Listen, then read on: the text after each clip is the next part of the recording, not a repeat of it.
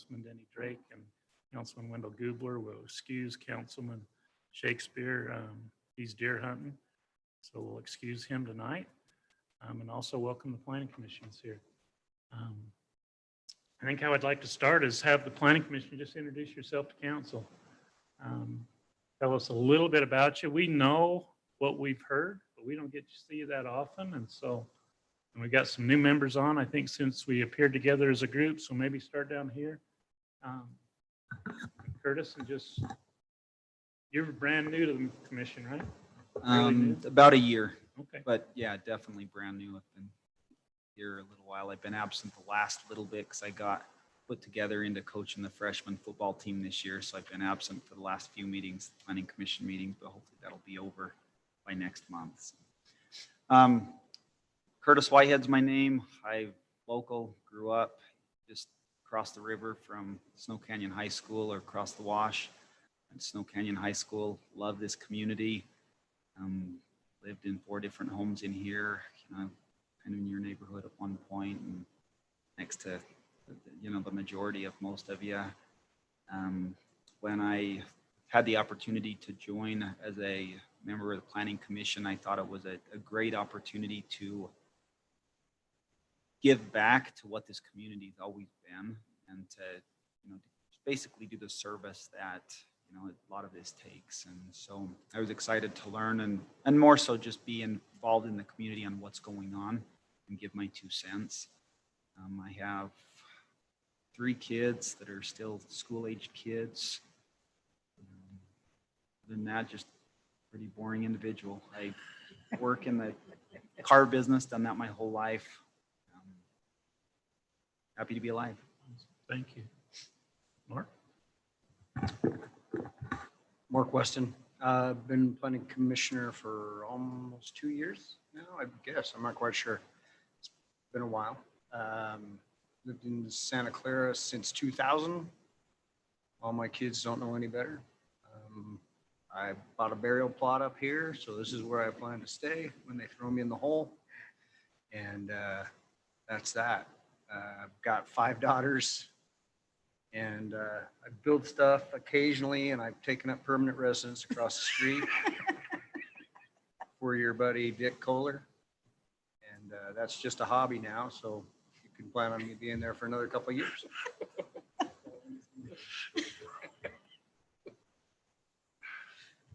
Marv Wilson, you all know me. I've been around for quite a while.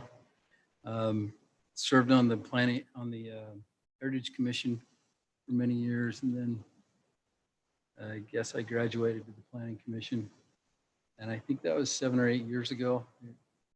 Lena was asking me earlier, and I go, I think it's 2012, but I'm not exactly sure. Been here, longtime resident of Southern Utah, longtime resident of Santa Clara. As I moved my family back to Southern Utah, we moved to Santa Clara and been here ever since. Got just one in the nest still, and that's a short timer. So We appreciate your service. He had a full head of hair, black hair, when he started.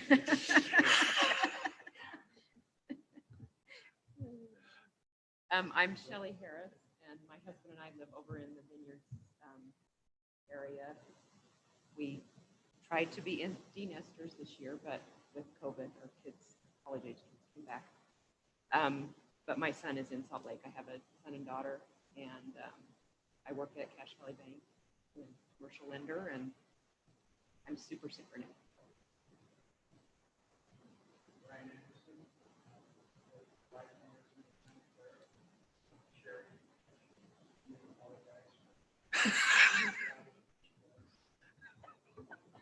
She let me borrow a plow. She's fabulous.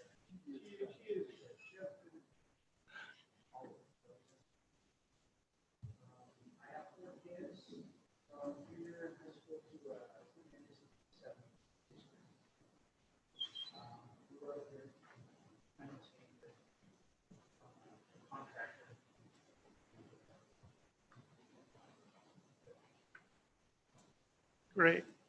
Like I say, we appreciate you guys, the hard work you do.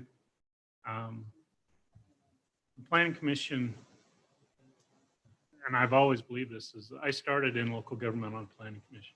I was asked to serve on the Planning Commission by Rick Hafen about 100 years ago, it seems. And I had, fortunately, unfortunately, my business, I'm in front of planning commissions all across the state fairly routinely. From the time I graduated college, I worked with them or I've worked for them.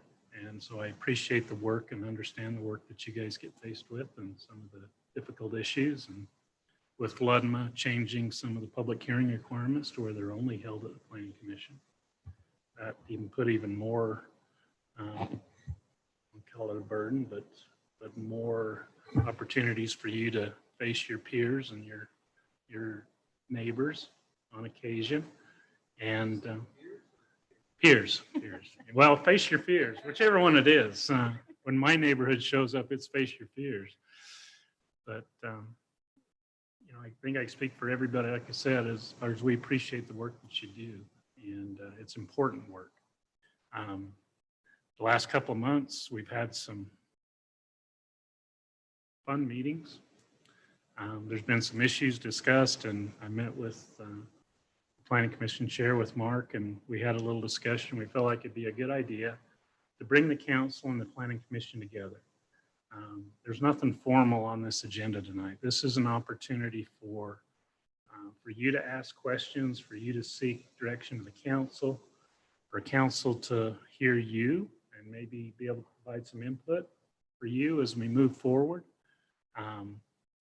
Maybe some things that you'd want to educate us. And so don't hold anything back tonight. We want to hear from you. We want to help support Planning Commission and decisions you guys make. And if you need any tools or any education or any assistance, the staff is here. We want you to voice it so that we can make it happen. We want you to be the best prepared Planning Commission in the county, maybe in the state. And Santa Clara has a history of well-performing planning commission that are fair, that are intelligent, that apply the ordinances of the city fairly, and we want to maintain that going forward. I've always taken a lot of pride in the action that the Planning Commission takes in Santa Clara. You've got a training tomorrow. We felt like talking with Lena and talking with Mark that it would be good to give some specific type training to you. And so Lena has kind of taken that upon herself and has prepared the 3-ring binder and the exams in the back. And she'll walk you through that tomorrow. And don't be afraid to use her as a resource. Councilman Drake was chairman of the Planning Commission at one point in time. I've been chairman of the Planning Commission. We can be there as a resource for you guys. If you have a question, don't be afraid to call. So with that, council, anything before we start you want to add to that? And Matt Ince is here.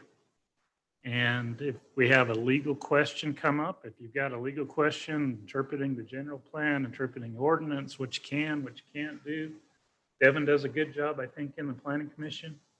And he is there for that role to provide information to you, maybe rein you back, bring you back to the code or to the law when necessary, and provide you guidance as you go through the actions that you're asked to take. And so make sure you take advantage of your legal team as well.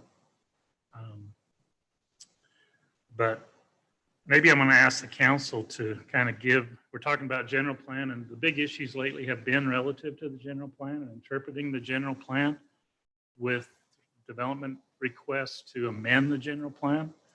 I know several of the council members have expressed a strong desire that amending the general plan should, I don't want to say make it hard, but it shouldn't be easy. That the general plan's there for a reason. There may be areas of the city that the general plan needs to be updated. Just based on, John Willie used to call it a living document.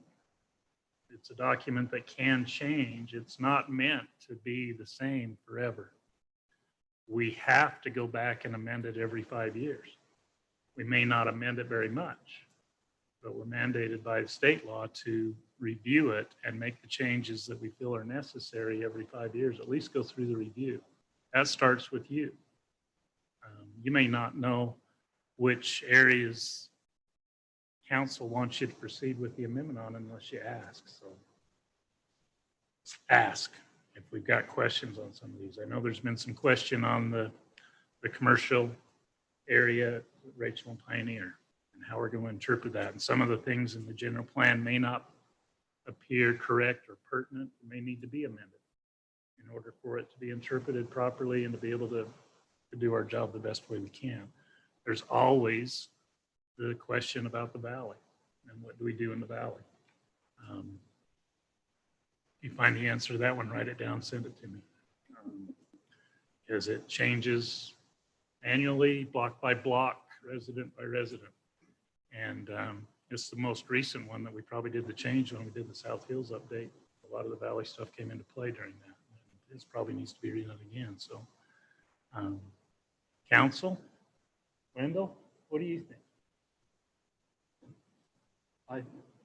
I think that the general plan is there for a reason.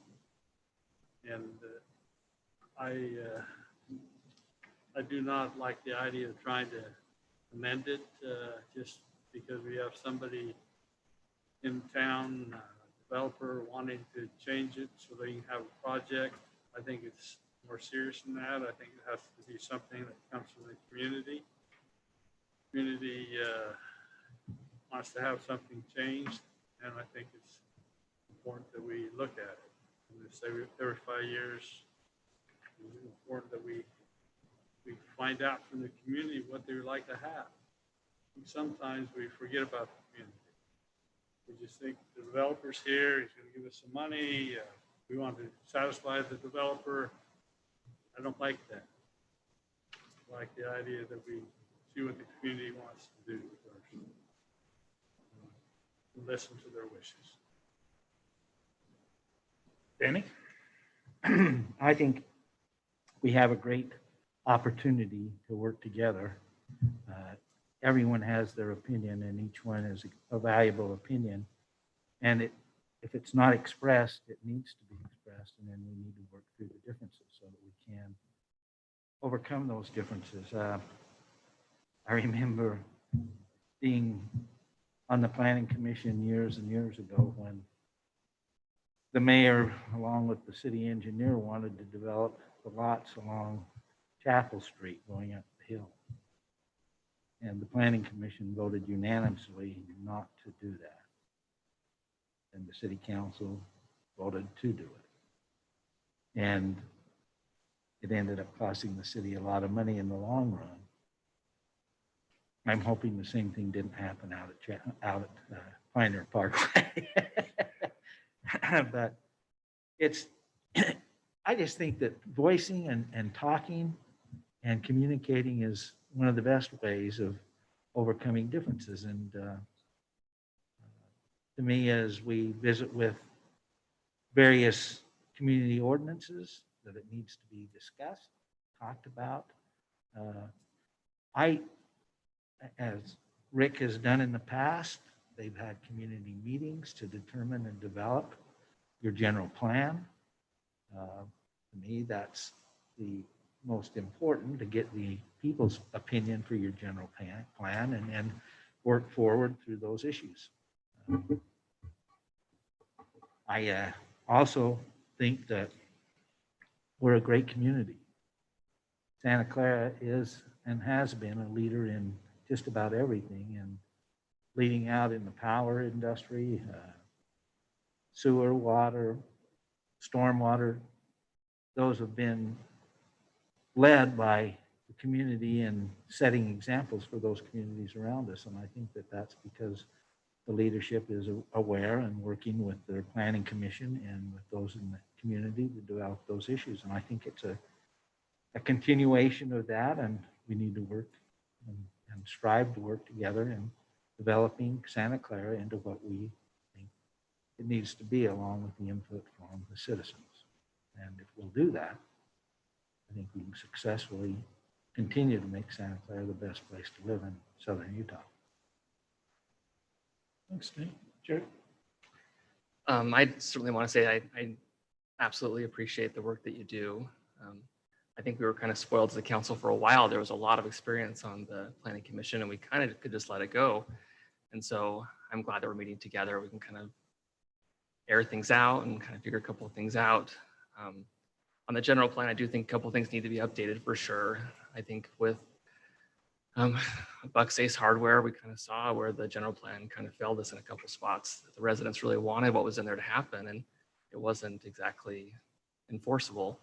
And so speaking with Mayor recently about that, kind of one of the main failings of the general plan in that area is that it says that on-street parking is preferred. You can't really have a walkable community or front-facing buildings without on-street parking, and that it was never engineered that way and it wasn't built that way. And so it kind of blows up that whole portion of the general plan, and then that kind of just sets us up for failure with the community as well. So I think revisiting that would be really helpful. In one of our most recent league meetings, there was a breakout that I attended. I think Lena was in it as well, and I asked, how can we better work with our planning commission? We've kind of flipped decisions recently, and one of the suggestions was to meet together. So we were already planning for that, so that worked out well. But on that note, I would love to have you guys attend league meetings. It's kind of just worked out that a couple planning commission members attended in the past because of their work duties. But I would love to have you guys come to those in the future. There's always breakout sessions for the planning commission. And I really feel like a lot of my personal development as a councilman has come from going to those meetings. So that'd really be helpful. And then kind of my other goal for the council and for city staff and for you guys would be to return emails. I don't know if you guys saw any of the stuff that happened in the last election cycle, but because none of the council replied to a single email, I was vilified and had all sorts of fun videos made about me, how corrupt I was and things like that. And that stemmed from just not replying to one email. And then this last round with Buck's Ace, I got quite a few comments that people didn't get emailed back. And so then they just feel like they're not being heard. And you may read it, but it just takes it real quick. Just thanks for your input. I'll consider that. And that doesn't have to be a real long thing, but that really helps with the community feeling like they're being heard. I think that's about all. Lena? I don't know that I can add much, but first I'm going to say thanks because I consider you all my friends, having just come from the Planning Commission.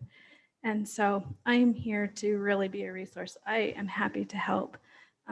You've got your binders and we'll look at those later, and I would encourage a lot of training too. I know when I was a planning commissioner, that's the one thing that made it really easy was when I would get online or I'd go to a Saturday and spend a Saturday in training.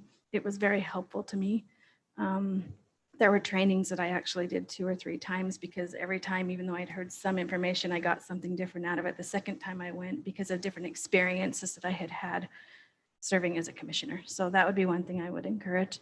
And then I guess I would just add, I think when we're talking about general plans, and I agree with what Wendell said, it is what our citizens want. But I also think we have to be realistic about that too, because it's only reviewed every 5 years. And it can't foresee every single condition or request or opportunity that may come to a council or a planning commission in a 5-year period. So that's why it's high-level overview. And then we have to decide if there's gaps and what we can do to mend those gaps and put things in place to help. But I think we can't lose sight of the fact that it's not there to foresee every single request that could possibly come in a 5-year period. It's unrealistic to expect that. That being said, I do think we should revisit what's going on up at Pioneer and Rachel. So that's my 2 cents. Thank you. Planning Commission, start with the chair. I'm on it. So after talking with some of the other council members, obviously about Buck's Ace Hardware, we voted it down because we didn't feel like he was essentially doing the things that we had ever asked everybody else to do. And after having worked in numerous cities across the state, to be perfectly honest, when I go and work with other cities, after working in Santa Clara, it makes me want to throw rocks at the other cities. They're just, the building department over here is great. Corey, top notch. It's fantastic. So I think we're doing a great job. But I also like it when it's consistent and fair. And that's what I want to see when I go to work with a city. And so as a planning commissioner, I always try to be fair and consistent with everybody. So ask the same thing from everybody. Regardless of who you are, regardless of what you're wanting to build there, I think we should just be fair and consistent. And we made some consistent requests from the other corners. And then when it got to Bucks, we voted the same way as we did on the other ones. And they decided to move on, go up the chain, so to speak, and which happens, right? And I think that we as a council are a filter, really, for city council. And we should filter out and make sure that we have qualified projects before it ever shows up at your door. And that's what we're going to try to do. And part of being fair and consistent is trying to keep the bar high. There's another building that was also we voted for just down the road that I think we let through because we didn't have enough purview over what it looked like. And I think you guys maybe have got some comments on it. I know we've talked about it amongst ourselves. We're not quite happy with the way it turned out. And so we don't want that to happen again. But at the same time, I don't want to tell every single developer or builder that walks in here all the qualifications of what you have to do. That is a never ending task that it will never work properly. But so how do we explain to people what we're expecting and keep the bar high and keep it fair and consistent across the board? And so that's kind of what Mayor and I talked about, and city, the planning commission we've talked about internally a little bit, is just being consistent across the board. Anything to add, Mark? Oh, he'll get his chance right now. Right now? All of them. Everybody gets to talk and get on the record tonight. Yeah, I agree with Mark. As we look at the, and I agree with Lena and Wendell, having the general plan as the guideline, that's sort of, I look at it like that's the planning commission's 10 commandments, more or less. We can, on the particular case with Buck, you know, I made a comment to somebody afterwards that, hey, if he would have came to us and asked for a change in the general plan first, that would have been a different story. But he came and we just felt really uneasy about just having gone through the process with across the street and then telling him he didn't have to do it.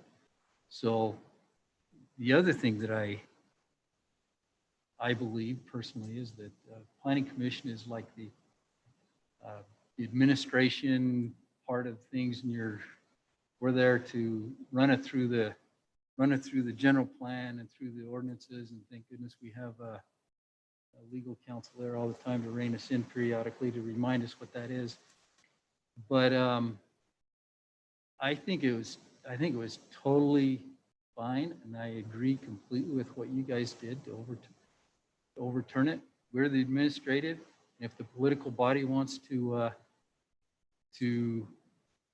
take a different stand, that's fine. That's the way it's set up. I actually was hoping that you'd do that. So, yeah, I don't know if I have anything else to say. Just that, I mean, we've changed the general plan other than the 5 years periodically. People come with request to change the general plan. We've done that. And that can be done through the process. I think the general plan is guideline. What's that? It's Pirates of the Caribbean, where the one guy says, "Are there more guidelines than rules or something?" Yeah, the code, pirate code. They are more guidelines, but we really, in my view, we've got to follow the guidelines or we're not doing our job. If you guys want to overrule us with those guidelines, that's fine by me. Thanks, Mark. Curtis?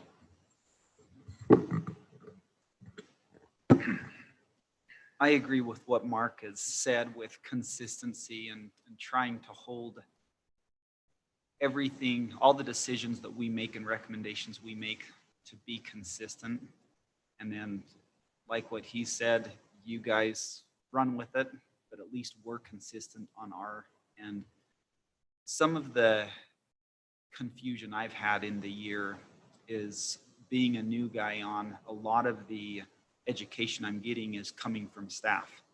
And so, for example, we use bucks and we've talked about that, but up in that area, that Rachel and Pioneer Corner, we talk a lot about walkability and how they're trying to focus on the walkability. We want to have it an area that you can have that type of a setup.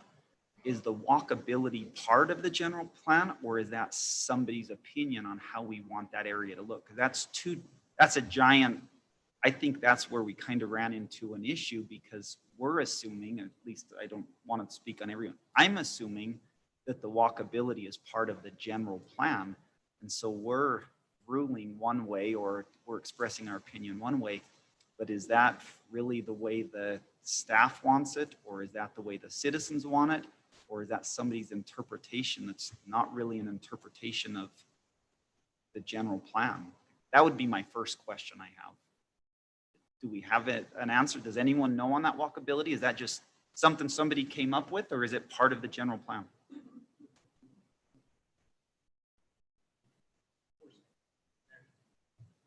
Yeah, so it's not in our code, right? But it's in the general plan that walkability is important in certain areas. It's supposed to achieve pedestrian-friendly character. But it's so vague, and that's where we've ran into and so we put a lot on Corey's, whether it's opinion or his interpretation, and that's why we have him there, because he's out in the dirt every single day. And so at least a lot of the decisions and recommendations I've been making is what I feel staff has wanted. But then, we had Councilman Drake show up to the first time we had with Buck, and I kind of felt like, God, we just chopped off our leg, because we're thinking we're supporting what the council wants and what the residents want. And then Denny comes in and says, no, you guys, we're wrong. So we're thinking, and we all kind of had that feeling. I know Mark and Ryan and I sat after, Mark Hendrickson and I sat after, and we talked with Denny a little bit about it, and we're just like, wow, we thought we were doing stuff that was what you guys wanted, but no, it was in left field. So that's kind of been my frustration, and that's what'll be good, us participating in these meetings, is just having the left hand talk to the right hand, so we know how best we can support the decisions and the direction of what not just the city wants, but also the citizens and residents. The other question, actually, I think that the walkability was a big thing with me, but more so it's just getting together, and I like the idea of having these work meetings so we can get the training and we're all on the same page, because we definitely need to know what you guys want, know what the citizens want, and we're not out and about like you guys have the opportunity to do. So we're just getting a lot of the filter, as has been mentioned. So we definitely need to know where everybody's at. Thank you. Shelley, I know you're new, but we still want to hear from you.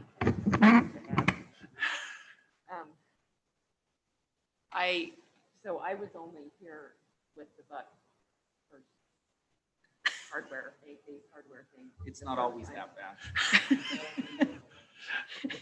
And I was impressed with the conversation. I was impressed with Buck that he was willing to consider the conversation. I missed the second meeting when he came back and said he decided not to consider the conversation. So, but I guess I felt like we learned on the job that our commission has certain powers, but we don't have all the powers. And we should be confident in the fact that we gave our opinion and we made our recommendation. We may have phrased it incorrectly or correctly or whatever, but we made our recommendation based on what we felt. And the fact that you made your decision based on what you felt, I don't feel bad about that. I feel like it was a hard lesson to learn that didn't feel right when it happened, but I think this is a really good step in getting together and understanding the roles, and it's quite likely that it might happen again. I'll guarantee that. So it's not right or wrong. We didn't make the wrong decision. That's a good point, and everybody needs to understand that it's not, no one opinion is right, no one opinion is wrong. They were different opinions, but they were both legal, right? So Anyway, I think this is a good step to keep learning. I mean, that's the main thing, is I don't even know perhaps as well as I should my role, but I would vote the same way today.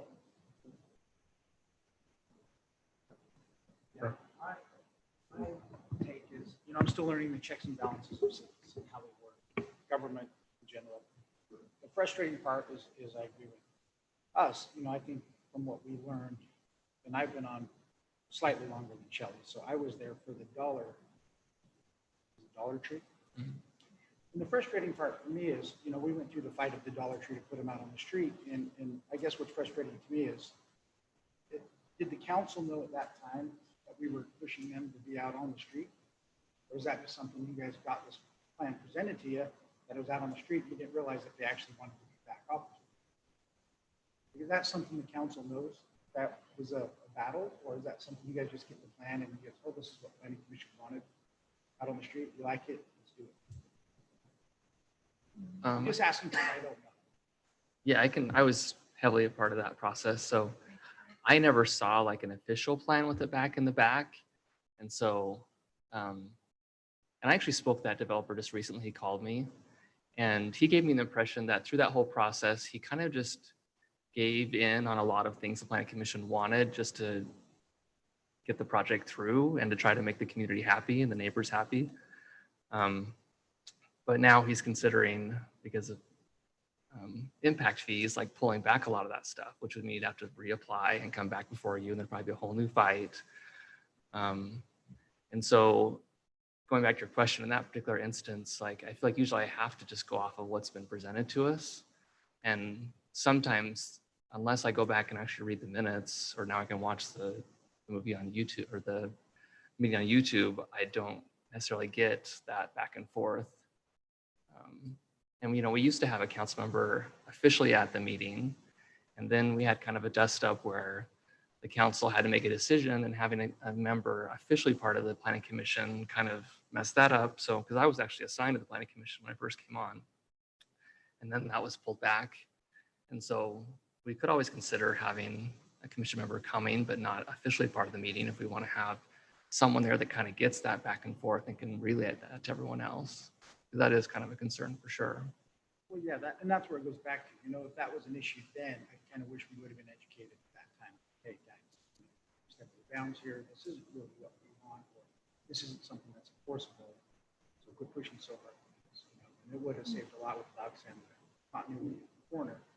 And so I don't know if there's a way for us maybe to communicate more often, or maybe you need to watch, and we probably don't have to be there, but at night, maybe we can watch the highlights of filmed it.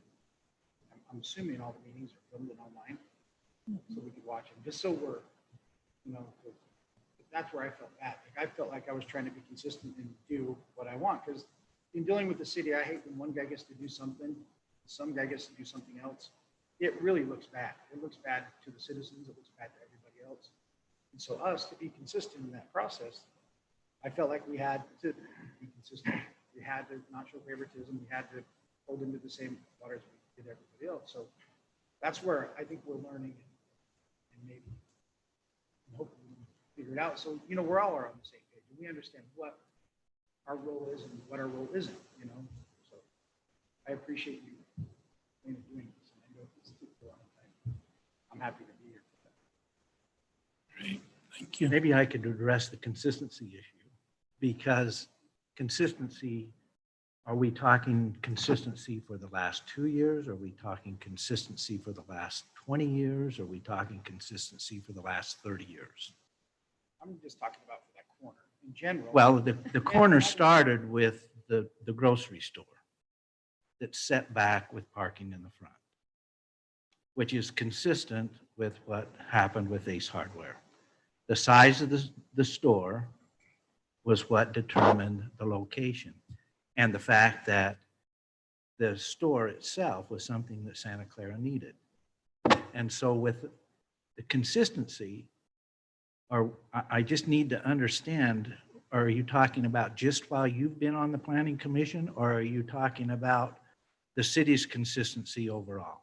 Well, on the grocery store, there are buildings out front as well. I get that the grocery store set back, but there still are buildings out on the front. The pads are there. The buildings haven't been developed yet, but the pads are out front, so there will be buildings out on. But that had nothing to do with the Harmons. Harmons was approved setback, not with any pads in the front.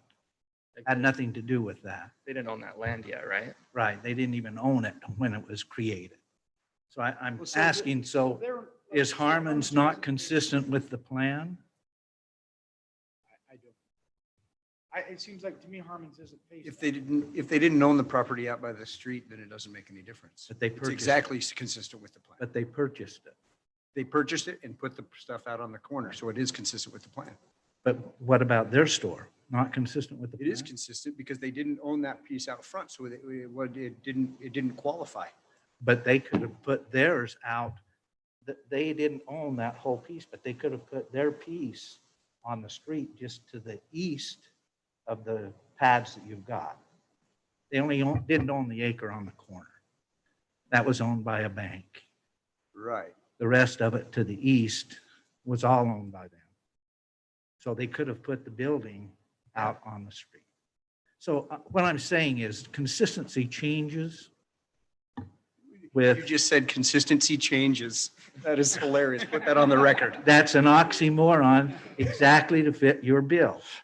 Because you tell me that it's consistent and it hasn't been consistent. Even when Lena went over the sites that are on the corner with the 11 projections that should fit the general plan, none of them fit them.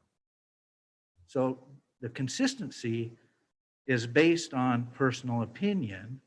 The walking, which was established, I'd say 10 years ago, they had maybe longer. I mean, we had a couple of developments in Salt Lake, Daybreak, and some of these that were built as walking communities. They never succeeded. So everybody's theories started to change. Las Vegas, they were having the parking in the rear, but nobody was meeting in the front. Vice versa, they changed it, put parking in the front. Nobody was meeting in the back. It changed neighborhoods. And so the parking and the walking community theory, as far as I know, according to engineering and the city planners, have actually gone away from that. So is it personal opinion or is it community desire?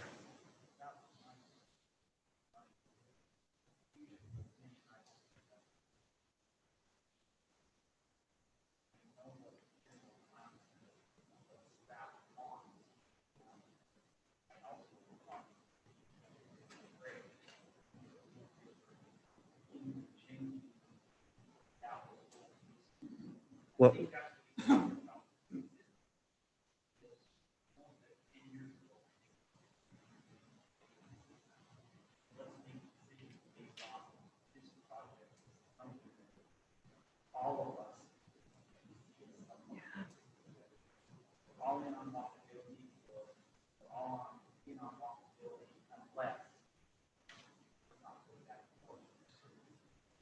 Well, and I think that would be exactly what we're talking about. Well, drop back because walkability doesn't appear in the general plan. Right.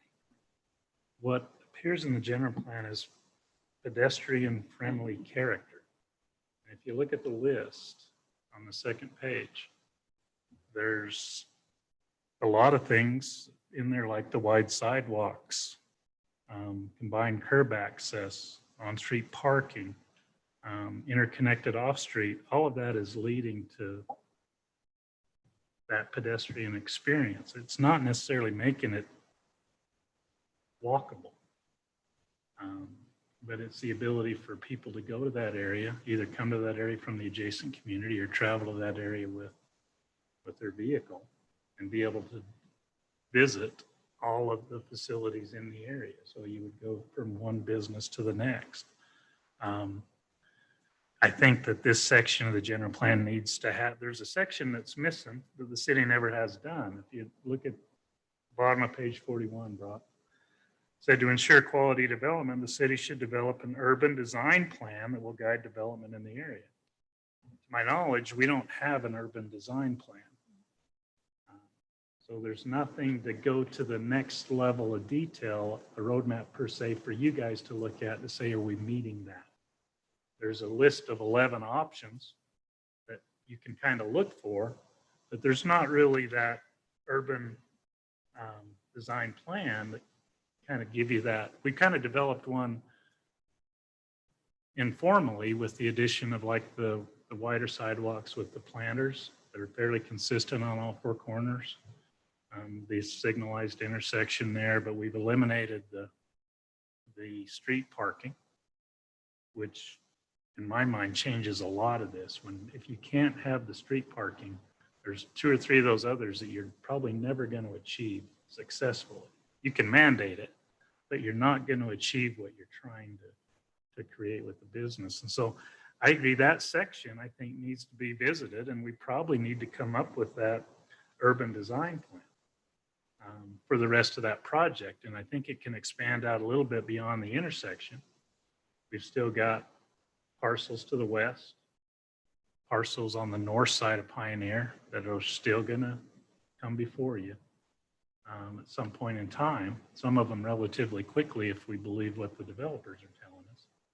And so that would be something that we should maybe charge you with as Planning Commission to develop a urban design plan.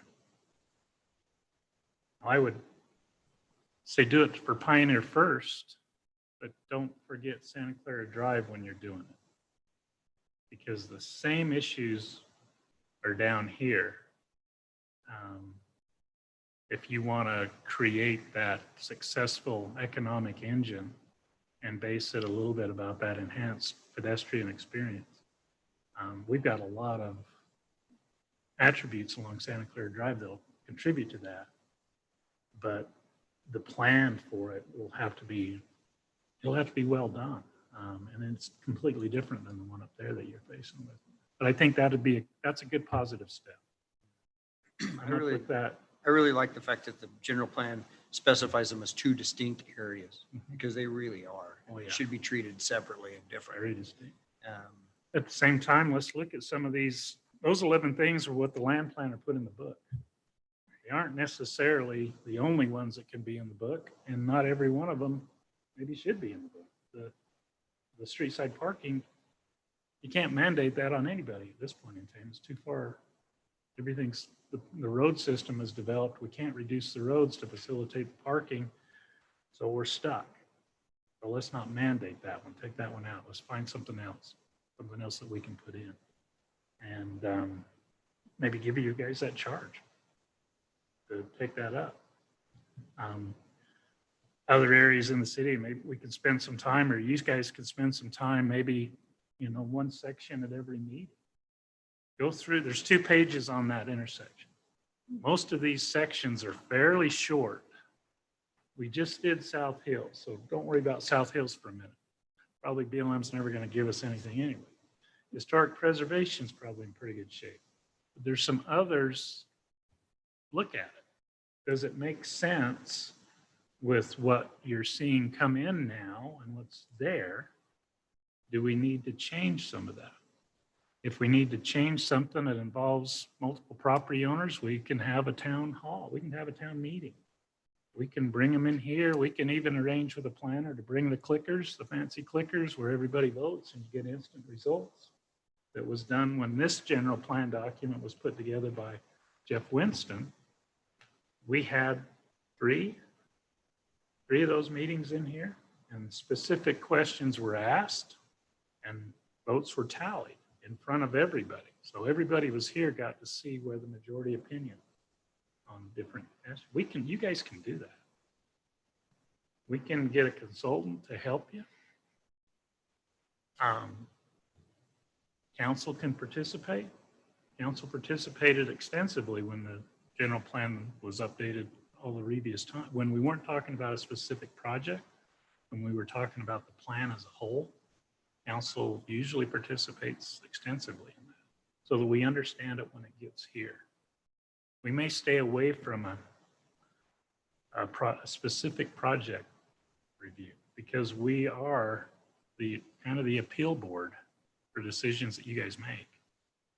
And when we're the appeal board, I want to base it on stuff that's presented to me, not what I hear, but the presentation and the documents and plans and those exhibits and your findings is kind of what I like to look at. I don't like to be influenced that much by sitting in the back meeting. That's me.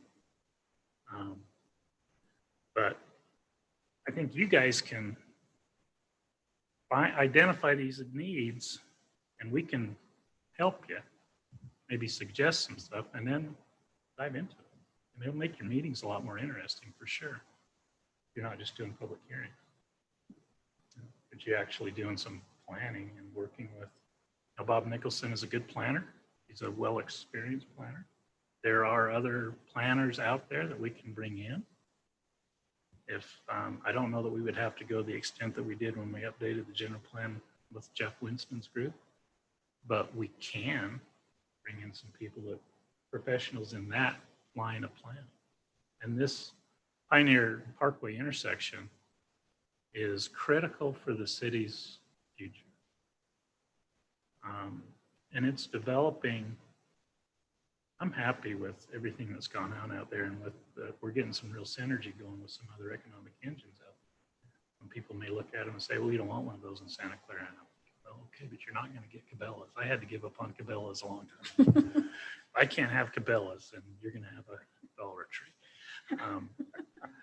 But there's a lot left to develop out there.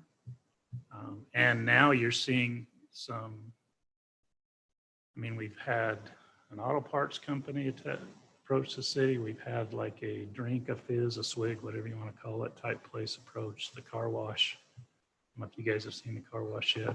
Car wash is tomorrow night. I was going to say it's coming. There's some additional restaurant development. Probably some more additional restaurant development. I think the drive-in or the drive-in window, drive-up window is here to stay with COVID and everything. The whole restaurant pro forma is changing, and those are you're gonna see those double drive-ins. Still freak me out. We got two large commercial properties to the east of Harmon that I think we want to protect for the right uses to be able to come in there. I know we've been approached a couple times by storage units, and I'm sitting there thinking, what's the sales tax revenue of a storage unit? Because you get something for you to remember, and I point this out to council all the time, is that we are bound, we are limited. That map you see back there, you can cut it in half. Because that stuff on the south side of the river is flip a coin if anything will ever happen out there except for the existing recreational use. And I'm not so sure that if you polled the residents, it'd be a great question to ask. Do they want development out there? Would they prefer the open space recreational use to stay as it is under BLM management? I think it's a pretty even vote, and maybe more rec than development. that happens. What you see is what we got. And there's maybe 5 parcels that you haven't seen yet left to come in the whole city. Black Desert's already been in. Is there any room for industrial? If you can find a place on that map, we'd probably look at it. But what you're going to see now, if south, we had, see the purple area down in the bottom corner of the South Hills? That was our industrial park. It was out on the western corridor. It was probably 25 years away, but we had one. If that area all goes open space, we don't got one. And where would you put one in the existing community that you would, there's not room for one. So you're probably not going to have any. You got like everything north of Northtown Road has already come to staff. And so you've got one piece, the ENSA zone out on 400 East and Ivans, south of the townhomes, that's zoned or master general plan for high density residential that hasn't come into the city. You've got the 2 commercial pieces east of Harmons that haven't come in. You've got some of the farms down in the valley against the river that haven't come in. And I think people would love to see them never come in, but they're probably going to come in. And that's about it. You guys are working yourself out of a job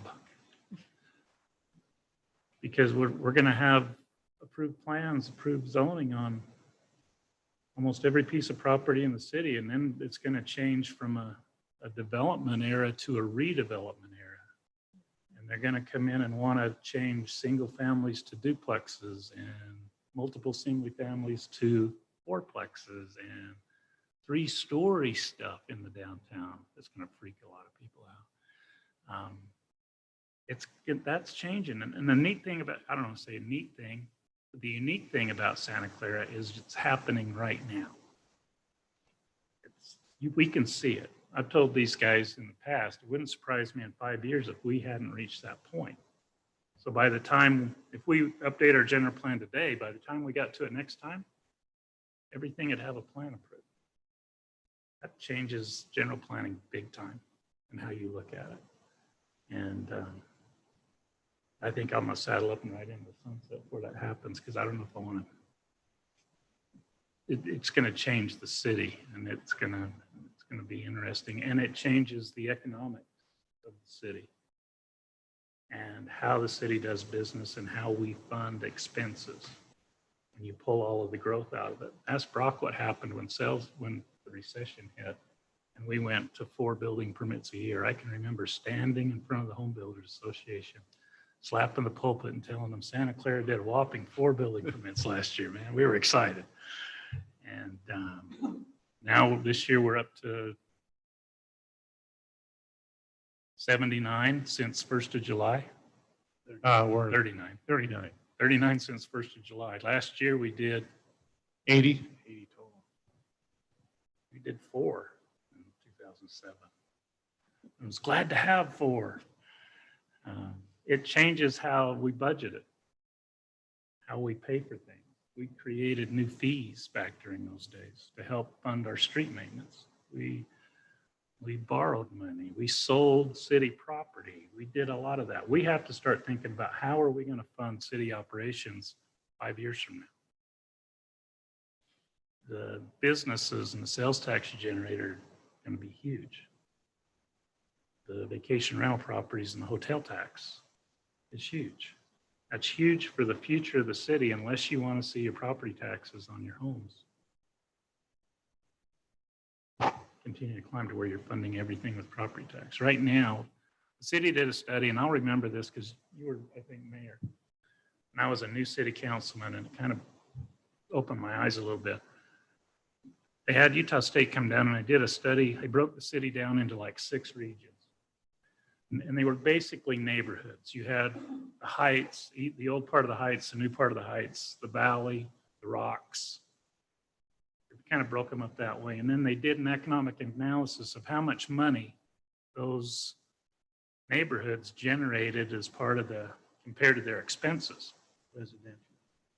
And if it was a break even or not. The valley cost the city, I mean, it cost everybody in the city to keep up with the valley. The valley didn't even come close to breaking even. The older part of the Heights didn't make it. The newer part of the Heights made it, and the newer homes in Vineyard and the Rocks bumped it up to where we could break even. But existing residential doesn't necessarily pay for its cost unless it wasn't paying for its cost of the old tax rate. Now, we haven't raised property taxes. Did you ever raise property tax? We never raised the rate. We haven't raised the rate so that's 20 years. We haven't changed property. And you want to fill the room, do two things. Raise the water rate. It used to be raise the water rates. We snuck around that one with the annual multipliers. Everybody gets their water rates raised every year, nobody knows. But property rates go through Truth and Taxation, broadcast council every year. And I'm not going to say that he encourages it, but it would make his job a lot easier. And there's a lot of thought statewide that if you do it in small enough increments every year, it's not that bad. We're going to come to that sooner than later. That's going to be the decision that will be forced upon us because it'll be the only way we'll be able to balance the budget. So, Infrastructure that you build, you have to maintain. and replace. We've got a lot of old infrastructure that's going to have to be replaced in the next 25 years. And where's that money going to come from? And so don't forget the economics when you're looking at this. It's not always the aesthetics. It's the future economics of the city are on the line too. So, and I'm not saying you follow money, but weigh them against each other. Consider them anyway. So I guess that was one of my questions is, for the planning commission, we're looking at the plan. We're basing our decisions on what we feel the plan is. Are we charged with the economics as well? In the case of If you look in the general plan, there's a whole section on economics. The whole thing. I'm done. No, don't be afraid. That's just, Now, this works really good, see? all that does is it just makes it easier to do minutes. That's all it's doing. And easier for people if they're going to watch the YouTube video to understand what you say. There's a section in here on economic development. And there's a section in there on sustainable community. And in my mind, they kind of flow together. Economic development is a key to a sustainable community. So it's as important to me as aesthetics. Is it sustainable?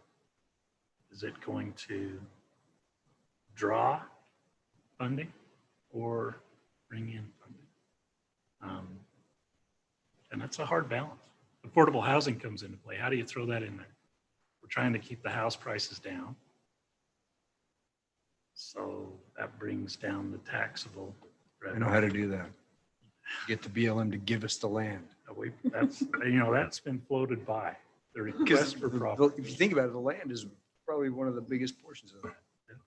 Because the rest of the people that work on that job are the ones that need the affordable housing. You can't pay them too much. Mayor Hart. Anyway. We wrote a letter, Mayor Hart and I wrote a letter together and sent it to the legislature, to our federal legislative representatives, asking them to try and push a bill that would allow the BLM to do that. That the BLM, like we can RP&P ground for the BLM today. It's a recreational and public purpose grant. We request the property. We plan it. They do through their studies. Some areas are eligible, some eligible areas are not. if we do everything right, follow the process, that property can come to the city. If we make improvements to that property in accordance with the plan we presented, eventually that property can be deeded to the city. The problem with the laws now is we can't sell it. So you can't get a piece of property, develop it for affordability, and dispose of it. Uncle Sam comes back and with his hand out again. Yeah, if you try and do that. So that's federal. That'll be a long-term thing. It'd be great if it happened, because it would open up some property out there on the South Hills that you could do some of that with, or future commercial or whatever else we wanted. The pushback we're getting from the BLM at this point in time is, I'm not going to hang my hat on anything happening out there except mountain hiking and shooting if we get the range. And that's not a given. I went out with Jack this last Thursday, and we went over it, and I called on Monday, and we'll see what. Yeah. Lean forward, Denny. No, we went out into the South Hills last Thursday and viewed the property that we are looking for as a shooting sports park. And the part that they like us to take, I would like to take the other side, but I've got a meeting with the BLM to visit with them about where to go from here. We also have a problem with some tortoise negotiation that's going on that's going to move some of the tortoise habitat on the reserve, the tortoise habitat out here. And so it's going to be a process, and dealing with the BLM is always a process. And that when I was mayor, they put the 2,500 acres up for sale. That was how long ago, Rick? 20 years? 16. 14 years, 16 years ago. They put that up for sale, and it still has never sold. And not only has it never sold, it was 2,550 acres with endangered species and habitat. It's now 850 acres. And so it's always a moving target, and I don't know how we're going to get them to settle on a target, period, but we'll keep trying. Anyway, I didn't mean to get on my soapbox there for a minute, but it's important. The long term, how the city grows is as important. And the economic resources that we have to facilitate future management and administration of the cities.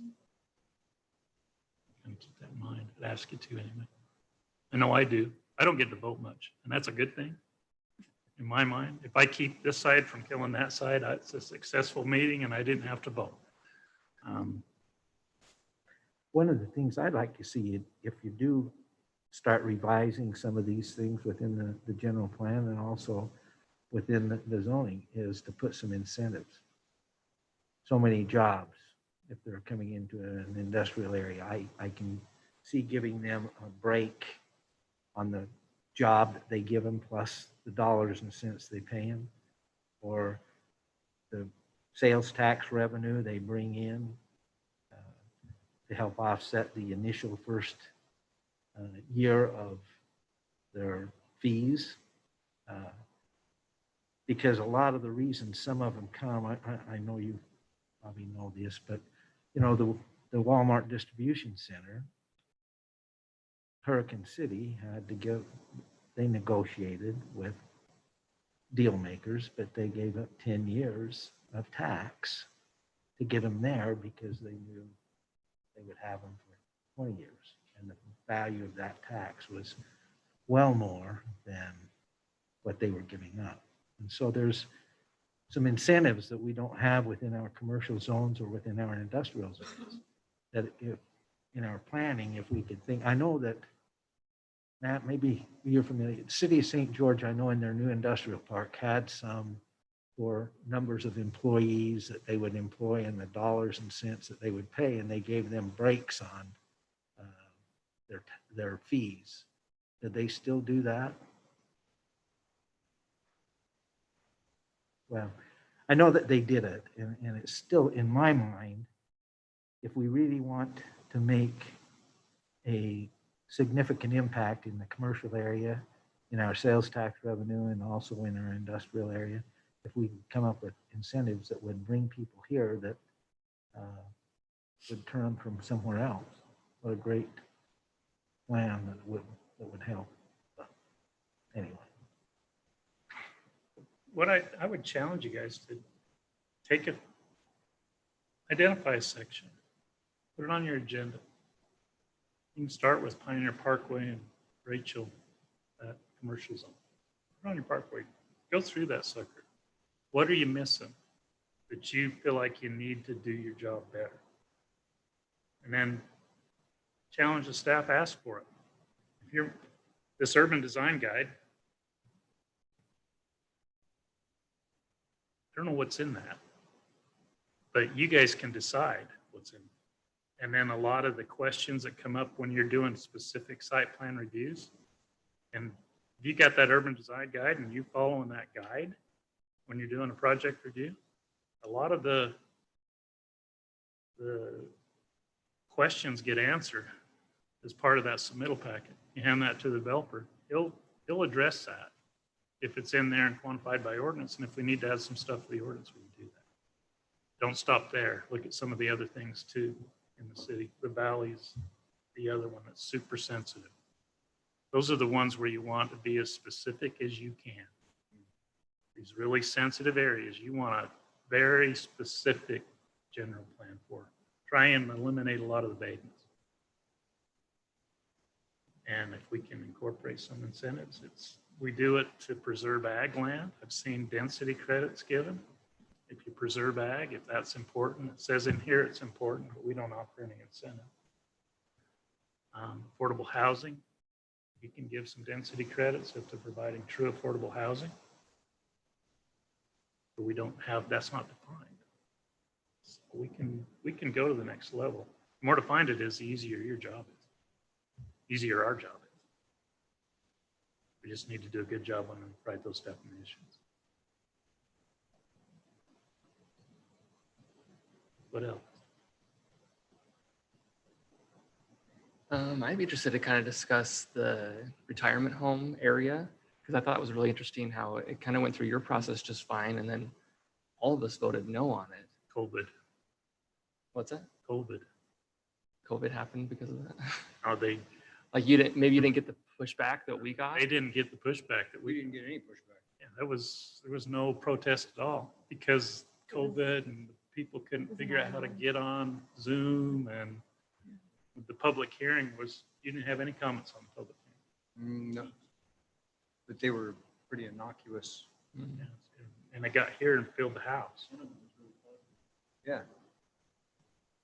I think that was kind of the major issue on that. Now it'd be interesting because they're talking about bringing it back. Yeah. They've slid Wasn't it there to a the land corner. issue of some kind that we didn't know about as well with the neighbors? I don't know that there was as much of a real access issue as there was a perceived access issue. Okay. That's going to come back to you. All And right. they've relocated the site to where it's, for the most part, it's inside that MDR. So it may not require a general plan amendment. They'd be going right to zoning, which will up the bar on the level of detail because they were talking PD. So you're going to get a lot more detail this next time around. But you'll probably see the same opposition as council saw the first time. Is this something that would be good for the city? From my standpoint, I can see it in my future. And I could say that about almost every person that stood at the microphone that night. I kept wanting to say that to the people when they were commenting. You guys wouldn't have to do that. Where are you? Which one are you going to? Is it a good revenue generator for the city? Well, it's basically a property tax issue. Yeah, it would be a fairly significant property tax. Got to remember, you're comparing that facility versus half-acre lots. So very low density lots, which will generate, a decent home. But that facility, I don't know how many million it's going to assess for. like 100. Costs a lot to be in those. Exactly. It's Yeah, gotta it's be going to be a considered. huge number. So the property tax that comes to the city is probably going to exceed what a half-acre lot home would. So it could be beneficial. Yeah. That, I don't think so. Unless they sell That's right. like a gift shop or something like that inside it. Or services, I think. If they put in hair salon and they charge for the additional services and things like that, I think there's an extra tax. And I don't think the issue was the care facility. The issue was the 135 units added to the care facility for housing. And I think your care facility would have gone through without much of an issue. But you were changing the density to 18 units per acre because of the additional townhomes that they were adding to the project, which I don't know that they need to add other than that was profitable to the developer. So when these come back in the future and we know they're coming, could part of this process be to sit down and have a live conversation with the city council prior to it being presented to us, so we know your thoughts, or is that out of the, Matt, I'm going to go back to the attorney. and that's the thing, I don't know if that's law that we can't sit down together and I'll discuss these things prior to it being a public hearing. He's going to give you his administrative versus, what's the other one? Legislative. Yeah, the legislative versus administrative. It's coming. I'm going to put this on because I've made a personal commitment to try to do better, but Stay masked. yeah. Yeah, I certainly, that's one thing that comes into consideration is your role as a planning commission is obviously very different from the city council's role. And you're sort of cursed to always play second fiddle, at least on these issues that ultimately end up at the city council. Yeah. And it's not because any of them are smarter than you or, you know, anything like that, but just because that's the way the system works and they've been empowered with that legislative authority. So, you know, a lot of that sitting down and discussing and looking at the projects happens at the staff level, right? Because projects have to go through the TRC and the staff does their review process. And a lot of that happens with neither the planning commission nor the city council being present. I don't think there would be an issue with some kind of informal, you know, call it an informational, you know, process or something so that you see something much earlier than you would, you know, by just seeing it on the agenda of a meeting. But that would be something that would have to be discussed. I mean, you as volunteers are already giving sometimes a significant amount of your time and effort on these things, and the city council as well. And so I don't know that anybody's eager to add meetings to your responsibilities, but in terms of legal barriers, I don't know that there's any particular legal barrier to something like that happening, as long as there's no, you know, decisions being made. So Washington City does a workshop. They meet every week. They don't take action every week. They take action similar to us twice a month, but the odd weeks are workshops. And it's basically like a work meeting. It's like this with applicants present. And information can be presented, discussed, and it's in preparation for the meeting that's coming. The workshop is basically looks like your agenda. It's just happening in a work meeting setting. And I can check out a little bit more and see if that's something that we want to consider, what exactly happens there. I've always been intrigued a little bit by it because it's a lot of this type of discussion can happen on a proposal without any pressure of a vote on it. So a lot of the stuff that you go through it during your normal meeting gets flushed out ahead of time. It just takes an additional meeting to do it. Do they find that's more beneficial and alleviates time during the hearings? They've done it for a long time. So I haven't ever asked them if we could ask a few of them if they feel it that way, but I know that they have done it for a long time, and whether it's just out of habit or they feel like it's doing a good job of doing that, that would be my guess.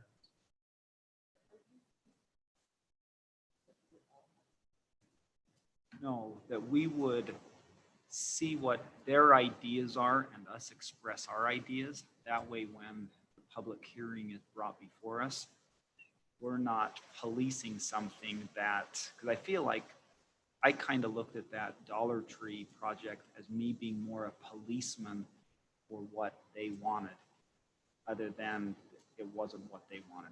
So I learned a lot through that process on what I assumed was the general plan and what the city council wanted, what the citizens wanted. I was trying to police that, but that wasn't my job. That wasn't what I was supposed to do. So if we have this conversation prior, we can kind of get everyone a 10,000 foot view of what everybody thinks.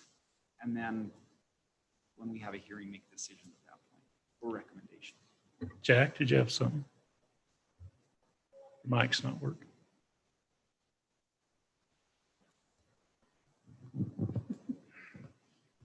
Step to the mic, Jack.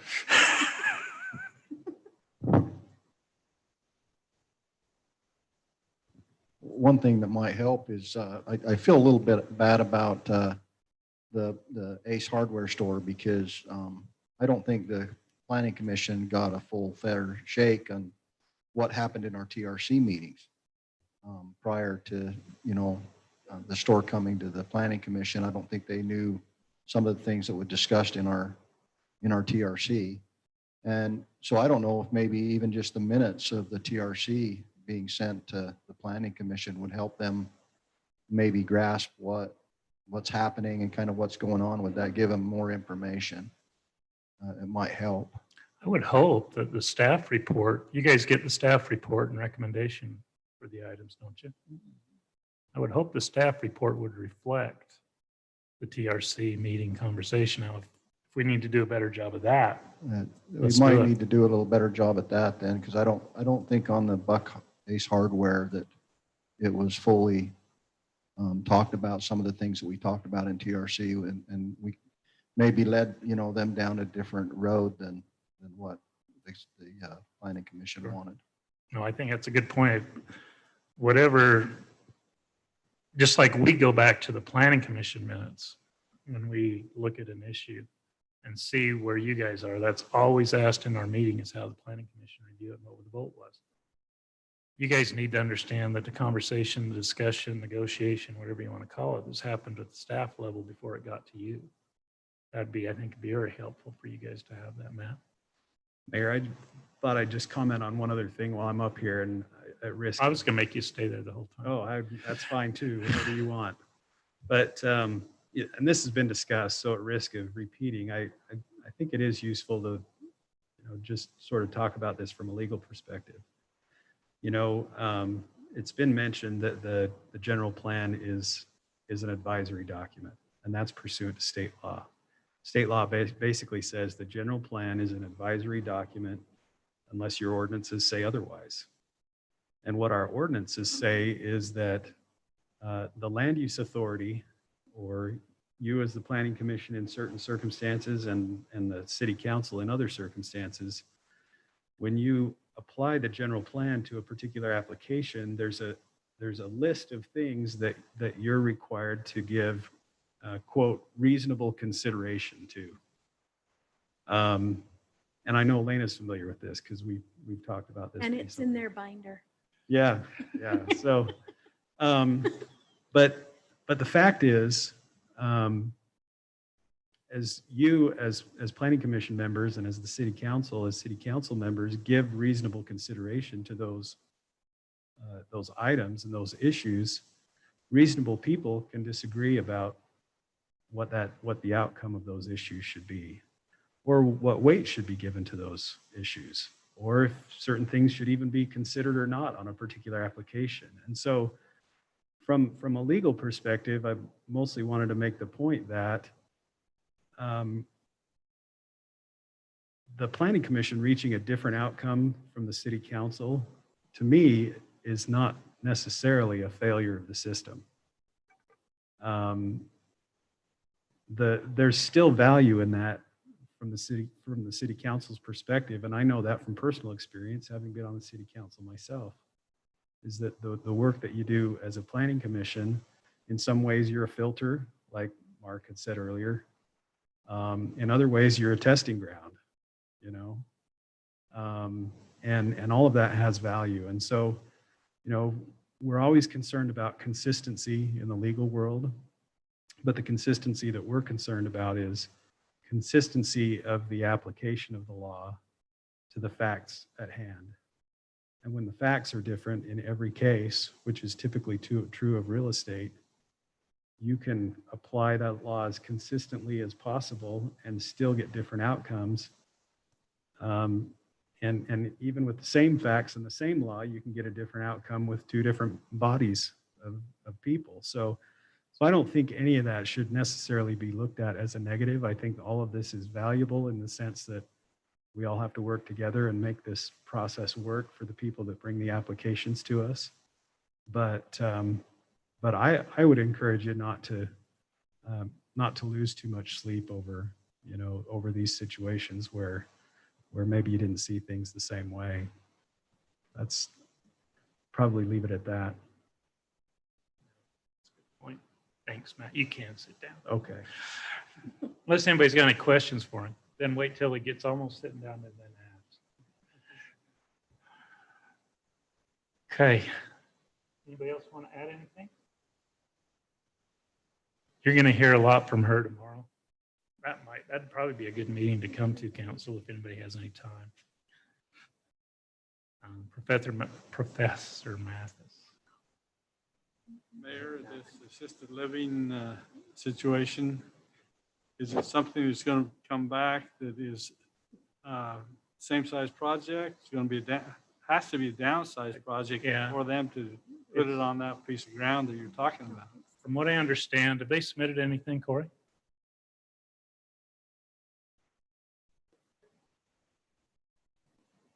Keep passing the dummy mic. Yes, Kyle came in and basically the assisted living is pushed closer to Gates Lane, and there's some townhome or some open lots along Quail Street. So, Single family lots on Quail. single family lots on Quail, a lot of open area in between the single family and the assisted on Gates. And I think they've downsized the number of rooms, right? Yes. Are they still going to have an access situation on Quail? They have fronted single family lots similar to what's on Quail now on their Quail Street frontage. They have frontage on Quail. The current Quail? Mhm. Yeah, Quail is planned to go, master plan to go all the way to Benelli. Well, I understand, but the Quail that exists now, there's no lots. They don't front on that, but Quail's only stubs. It doesn't, I don't call what Quail is now a termination. It just stubs into property. I understand, and the property is owned by private individuals that don't want to sell, from what I understand. The roadway and the west side is owned by the development group. Barron owns the east side of the road, so he would own property on the east side of the future roadway. And he's not ready to develop, and the city wouldn't force him to develop at any point right now. They would make the applicant do his street frontage entirely on his side. I don't know if Aaron made that point when, It doesn't, the thing that it does with Farron a little bit is that it may create a double fronted lot for him in the future if he tried to put a road in the middle of his piece. But Quail, unless you guys want to change it, is not a cul-de-sac. It's a through street to Benelli. And there's existing utility infrastructure. The sewer line's in there now, right? There is a sewer line, but it's a main line that comes across the bottom. And I'm not sure if it runs all the way up the street. It might flow back to Santa Clara Drive. I know the street drains to the south. So they're, That's correct. so the master plan for Quail in the future would extend at least a drainage easement. They could come in and request a cul-de-sac. Make it a dead end street, and then all the property south of the existing developments would have to access off the alley, off the south end. But as far as the senior center, they've put lots over there, so they're not doing any senior center use adjacent to. Would it go along with the master plan? Because there's a density problem. Yeah, I think it, I wish I had my little thingy bob. Yeah, wow, get close. Quail runs somewhere right there. And so that's that, the yellow is the low density, but that brown right there at the intersection with Gates is medium density. So moving the center into the medium density solves their general plan. Adding lots on Quail fits the general plan. The question will be, and Bob, I know Bob's answer because I've asked him many times, is those lines up there aren't described legally. So whether that boundary line is there or there is up to interpretation of that group.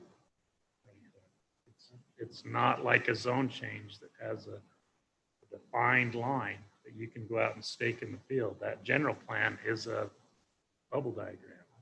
That line, So you there's guys a have some. commercial there's a commercial piece on the corner. Is that affected at all? Is there a commercial on that corner, or is it all medium density? Matt, look over your shoulder. The general plan is medium density residential. I think it's commercial on the zoning map is the difference. So I think if he takes away the general plan amendment, that was the issue before. I think if he takes away the general plan amendment and overall complies with what the general plan is, then all you're looking at is a zoning issue. Yeah, wouldn't even come Is to he you.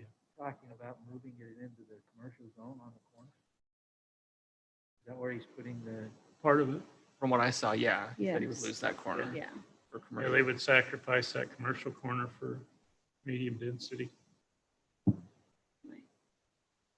And that goes back to that, as a senior center that you pay monthly to commercial or residential. People live there. Chicken or the egg? That's what you guys get to think. So it would require a zone change, but not a general plan change. Yeah, at a minimum, it would require a zone change and the determination of the land use authority to determine if it's okay for the general plan. But they'd have to go through a zone change. And I think they were talking about changing it to plan development residential. I would hope that on this possible zone change, we'd get the input of the community. Well, they'll have public hearing at the zone change at the planning commission. And now we're back to live, so excuse. Anything else? Anything from you guys aside? You've had some great questions. I appreciate the questions. And we can schedule these meetings to happen a couple of times a year. So that, I mean, I don't know if I would say quarterly, but at least maybe twice a year. And if you guys needed it, we have a work meeting every month. And I was thinking something the other day is that every year there's fifth Wednesdays. You could have the fifth Wednesday be a joint meeting, a joint work meeting with the planning commission. It'd happen 4 times a year. And we take that Wednesday off, but we could probably twist our arms and get them here. That's a good idea. And it's the only item on the agenda. So it's not like we're going to talk about the holiday calendar after this, but that's not going to take too long. And then Jack's going to probably keep us here for a couple hours talking to you. We can do that if you want to. That's up to you. I'll kind of leave that up to you. If you want us to, it's going to be beneficial. And especially as you go through these sections and you wordsmith something and you want to bring back and bounce it off us before you take it to public hearing, call him, tell Corey, just let us know. And that would, I like that idea. It's kind of, and these are open meetings. The public can come if they want and listen in. So we're not doing anything in the closet. And if you want to seek some you can always have a public hearing and talk about a discussion that you're having. Like Wendell's suggesting, maybe just be careful with what you get. Clamor is not always the majority opinion. It's the loudest opinion, but it may not represent everybody.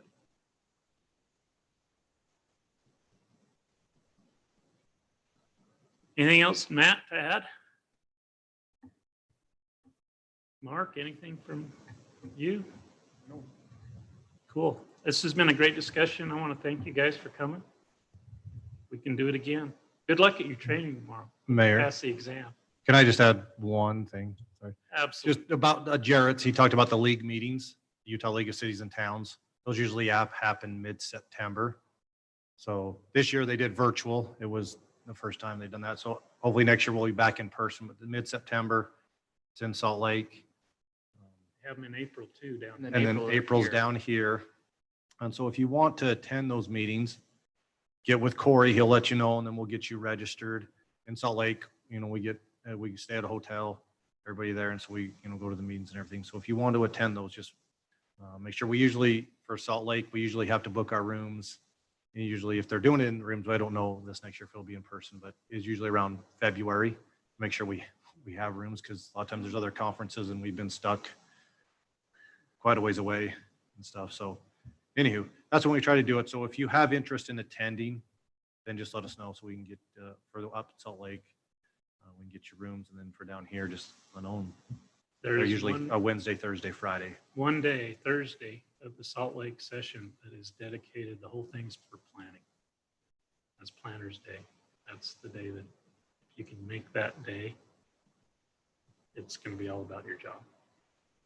And it's not very well attended. I know in all the workshops I did, there were only two, because they asked us what our role was. There were only 2 or 3 planning commissioners in every single workshop I went to. And that was virtually sitting at home. I mean, you could have been in your PJs for all they knew, and people weren't there. Yeah. Okay. We'll let you go. Thank you again. Appreciate it. Good luck going forward.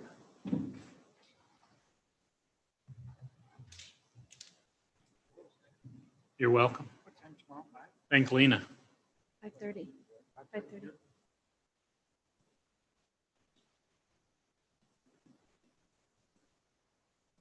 Okay, City Council holiday calendar discussion, Brock or Chris, who's on it?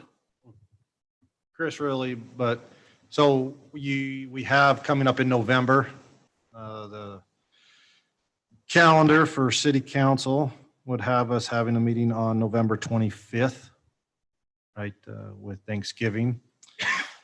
So we would like to know direction from City Council with the November 25th meeting and the December 23rd meeting. If you guys want to have meetings on those nights, if you would like to count.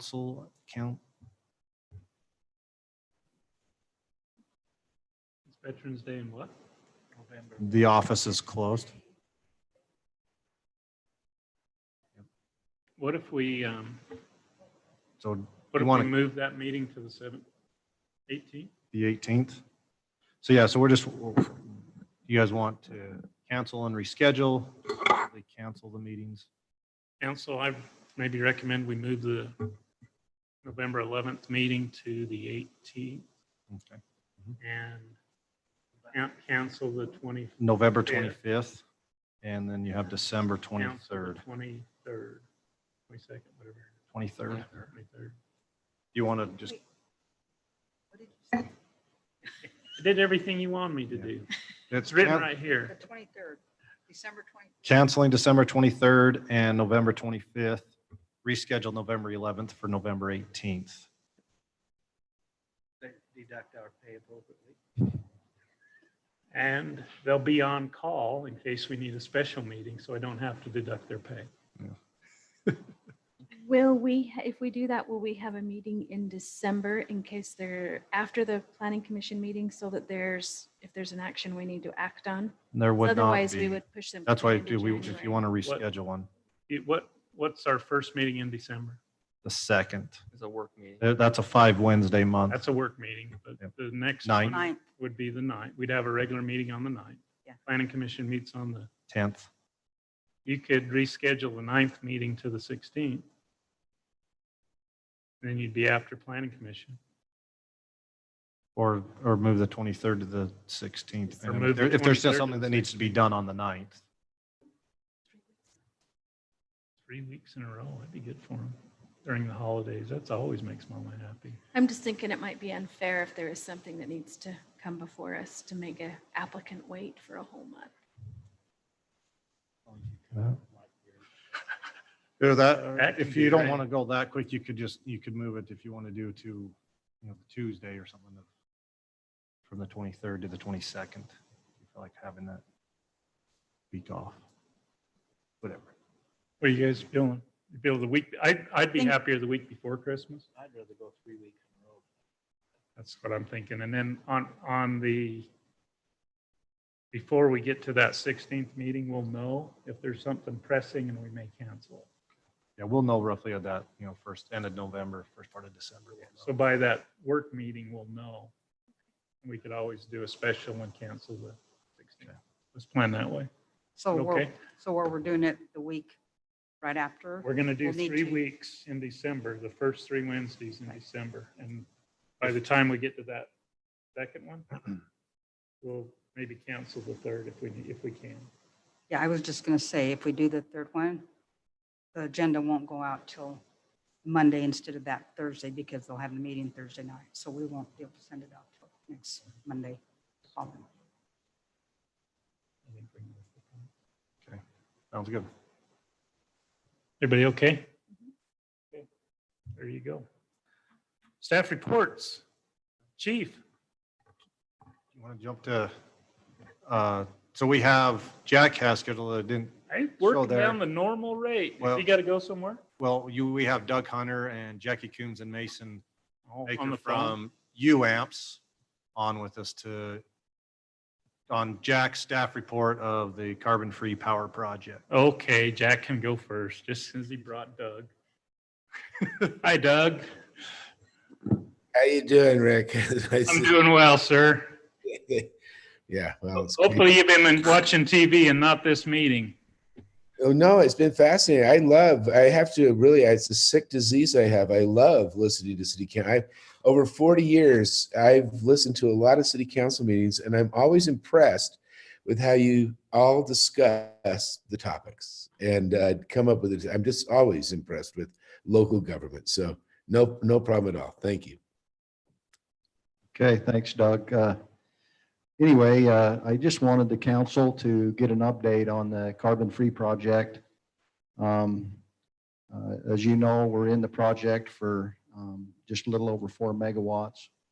Of course, that was increased because of the jump that the DOE was going to put in the first unit, and they decided that they couldn't do that. So instead of doing that, they gave us more funding, $1.4 billion. If that comes through, and I think Doug's going to, will lead you into that discussion about the DOE funding. I just would like to talk to you a little bit about kind of what happened in the month of August to kind of put things in perspective. As you know, it was a hot summer, and I know Rick had some experience. He was with Phil Solomon, and they were having some power issues, and power cost, the market skyrocketed. And it affected even Santa Clara City. And as we were in the pool, our average cost was about $143 a megawatt hour for those short periods of time. And so if you looked at that cost us basically about $282,000. And then you think about if we had this carbon-free project, and we could have covered that at $55. it would have cost us about $111,000. So between the two, where we didn't have the resource, you've got about $171,529 that we wouldn't have lost. And so you can see in the future how important this carbon-free project is to Santa Clara City. And I know Doug and Jackie are aware that most of the city council, we've got some new ones that haven't been to Corvallis, have seen the project. We were one of the first cities to get into this project. And you guys have always been really supportive of it. You believe in it. And the reason I wanted Doug to come in is just to talk to you about some of the changes. And then there has been, 3 cities, I believe, that have possibly pulled out. And of course, that's increased our costs a little bit. But I feel like UAMPS has done everything they possibly can to make this work for us in de-risking the project and giving us an opportunity to still get out if we have to. But with the other folks that could possibly be coming in, that would reduce our cost. So they've got the 4 contracts put together, which is really important. That makes the project even possible. And so one of the cities dropped out before even the contracts were completed, which was disappointing to us and the UAMPS board. But the power sales contract is done.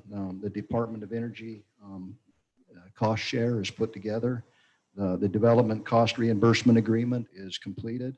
And the engineering, procurement, and construction, the EPC development agreement, is completed. So the project now can really become a real project.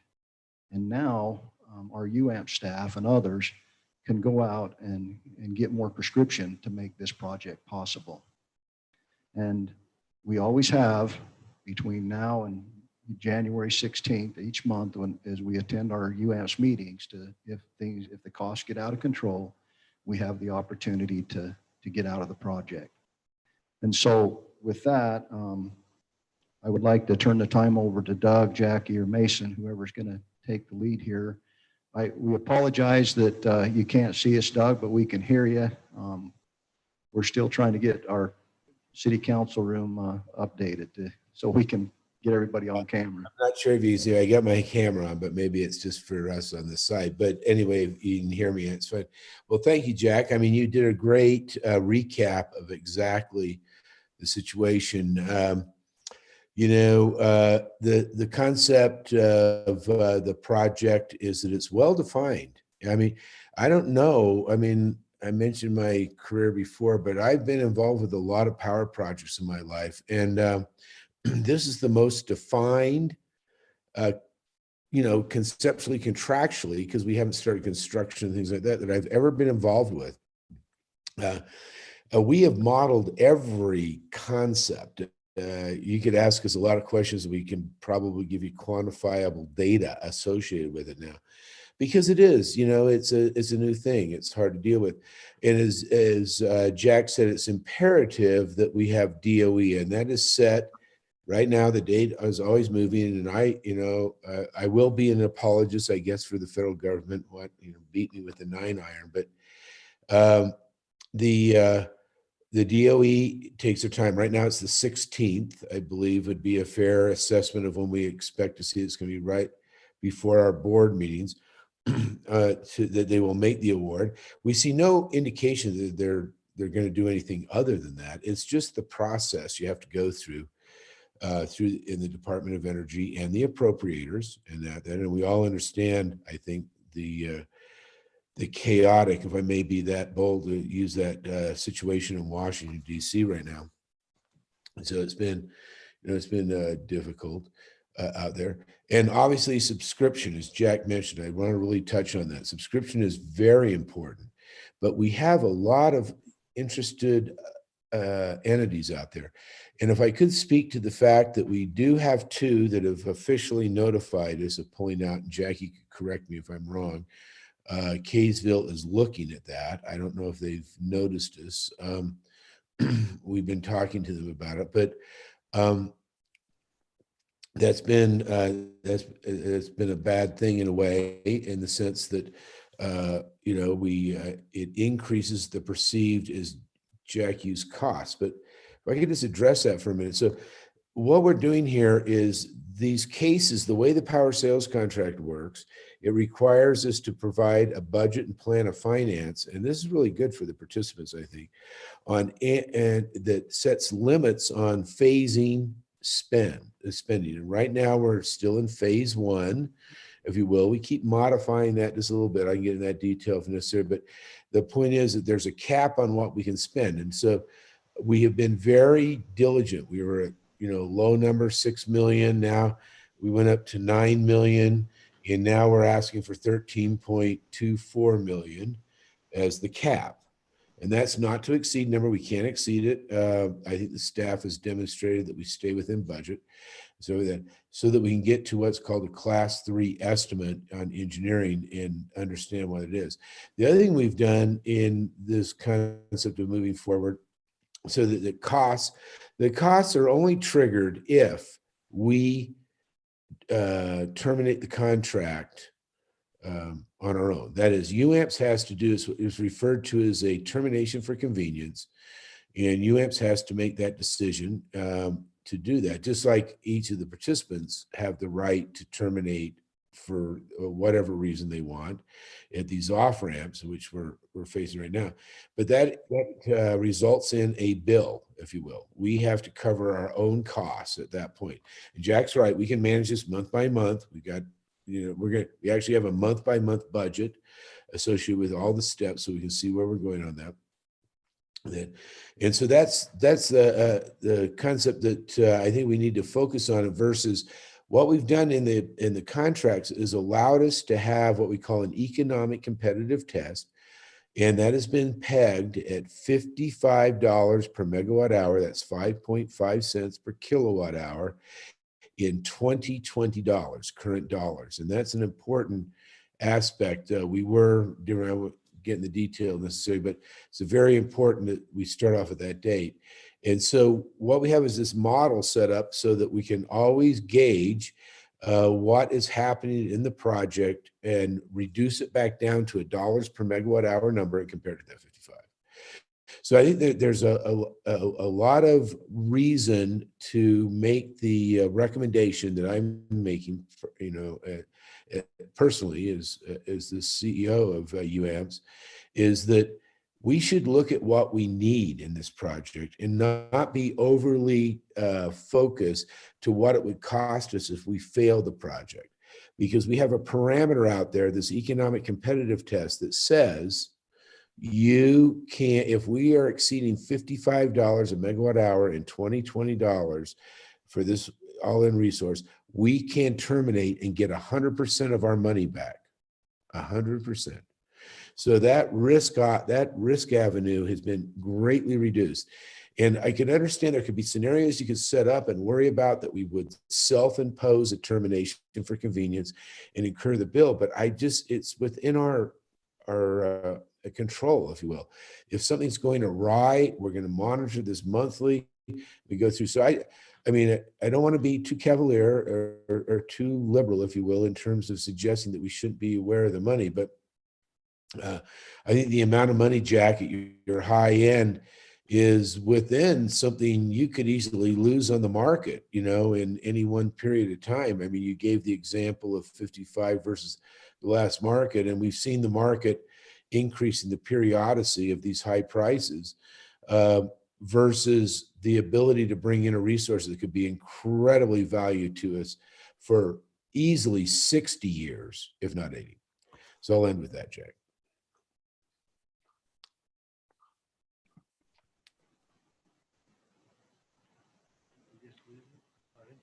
He turned it back to you.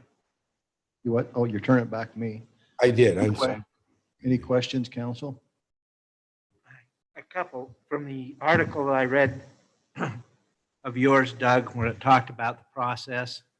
So as far as the process is concerned, and I know the deadline for getting our money back if it goes above 55, but have we already jumped through the hoops as far as the environmental hoops in that Idaho corridor so that what we're looking at is actually construction time?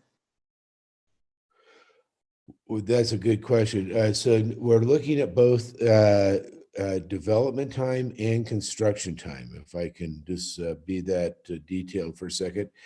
What we're looking at right now is just the development time. And I'm going to ask Mason Baker to address the NEPA concept that it goes through. We still do have to go through that. That's a good point out there, but it's been, if you will, it was checked off our fatal flaw list, and Mason will be able to explain why that is true here in a minute. And then the concept of the development, and this is the riskiest part of the project. I'll be just totally open about that. It really is out there, but that's why we put in these safeguards against the $55 resource option, which we do think is a valuable option right now into the future. So, and we've got that. And then he'll talk also, if I could just add in, I don't need to say this, but if I could be, so is that we also have the Nuclear Regulatory Commission licensing. And Mason, maybe you could address those two things to help answer the question. Sure. And good evening, everyone. Thanks for having us. So the way the environmental permitting process will work is UAMPS will put together their NRC license application and submit it to the Nuclear Regulatory Commission. That will trigger the NEPA review that Doug was speaking to. And the NRC will go through that process as the lead agency, anticipating take them roughly a little more than 2 years to release the environmental impact statement. That being said, part of the reason why we chose the INL for the siting location is that the site has been heavily characterized because of all of the DOE facilities that are currently there. So from a diligence standpoint, feel pretty confident that we're not going to run into any issues when we go through that NEPA environmental review process. We'll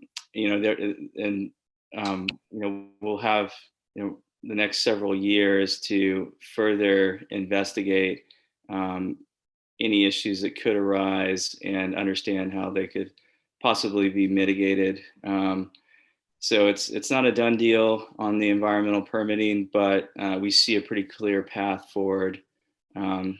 It's important to note if an issue did come up that was going to result in increasing the cost for the project, as Doug alluded to, during that period of time over the next several years, we will have 100% reimbursement. So that's another critical advantage of how we structured the project, is to have that de-risking coverage. If something does come up in the next several years, then we would be covered, provided it increases the cost for the project. The other thing I would say is, we've been heavily engaging with the Idaho regulatory agencies for the last several years, as far as the Division of Water Resources, Division of Environmental Quality, meeting with the Attorney General. So we feel like we've done the right diligence to understand what we're getting into, and feel pretty confident that it's going to be a permitting path that we can navigate. I hope that answers the question. Have you got any general timeline as far as when you feel like the project would be coming online, if processes go the way you plan? Sure. The first of 12 modules would come on. The first one would come on in 2029, and then the 12th one in 2030. Thank you. Any other questions, council? Jack or Doug, when the other communities that did pull out, did they give a reason? Was it just political will, or? I don't know, Mayor. That's a good question. They did in a way, they didn't in a way. Let me just address the two that have officially. And Jackie, can you correct me? Has Kaysville made a decision yet or not? So Kaysville has approved withdrawal, but I have not received their withdrawal paperwork. Yeah, We can't hear Jackie. we can't hear. She said they have not officially, but it was weak. But let's just take it that. So the two that have are Logan and Lehigh. And one of the founding, the foundation stones of UAMPS is member autonomy. We don't require people to buy power from us. All we do is we're really a facilitator for community-owned power systems in the West right now, and to let them achieve and pursue those things that they think will be better for their community down the road. And so I just use that preface because I don't want anybody to think ill will of Logan and Lehigh over this. Now, Logan, the mayor has always been opposed. Mayor Daines has always been opposed to this project right from the get-go. Mason and I spent many a time up there with Mark Montgomery and sitting down with her and her administrative staff going through this. And and it was, it's not an anti-nuclear position. It's more of a first of a kind issue, and then also when we did the true up over the study project, Logan actually got to receive money back. So I think for this off ramp, it was a simple, from what I understand, it's just a simple decision. We'd be dumb not to do it. We could always get back in. And I think that's an important concept that I think they can always get back in. Lehigh was a bit of an anomaly to me. I didn't quite understand that. I think, I don't want to, Joey's can speak for himself. Jackie witnessed the city council meeting that night. I had to be, I think Mason and I were maybe with Los Alamos over in New Mexico on a Zoom. But the point being is that he has a different perspective of the future. And the status quo has a higher probability. And I can understand that. This is an odd thing, right? But that's why we go to the $55 number, is that the concept of the $55 is to be equivalent, that if we're wrong about climate change legislation or where things are going, that we're still going to have natural gas out there and coal or whatever, even just natural gas. And that with a lot of renewables, we're still going to see a lot of renewables, that we don't pay any higher price than what we would do if we picked a Lehigh path, if you will. And I think that's fair to say. And that's what the $55 was, a surrogate for a combined cycle natural gas plant at long-term gas pricing initiatives. But it was only at like $3. It wasn't like it's over. And in the last month, we've seen almost $5 gas again, just briefly, but it just keeps popping up. The point being is that we didn't want the cities to have to make a decision based on political, scientific decision or whatever. What we want to do is that this would be an option that would cost no more than if you took an option to be in the gas market. And that's really what we did. And so if I could just, I'll just end it with that. It's just, I think we've got, Lehigh, actually, they made the statement that we can always get back in. And that's probably going to be true, I guess. I don't want to be too critical, but it does bother me that people sit on the sidelines and wait for other people to do the work. And then they come in and reap the value out there. And in the Northwest, as we're pursuing these guys, they have a different motivation. We can get into that in a bit if you want, on why they're waiting. But as Jack mentioned, we've now got the project totally defined. We know exactly what the monthly cash flows look like, or projected to look like, and all that. And so now I think people can totally visibly see the project, and they will subscribe down the road. And of course, if they don't, we can't, if we don't get the full subscription, we can't go forward. So it's just something we do. Hopefully that. Yeah, I think Doug's right. He hit it right on the nail head with the $55. And I just don't believe that in, 5, 6, 10 years that we're going to be able to buy,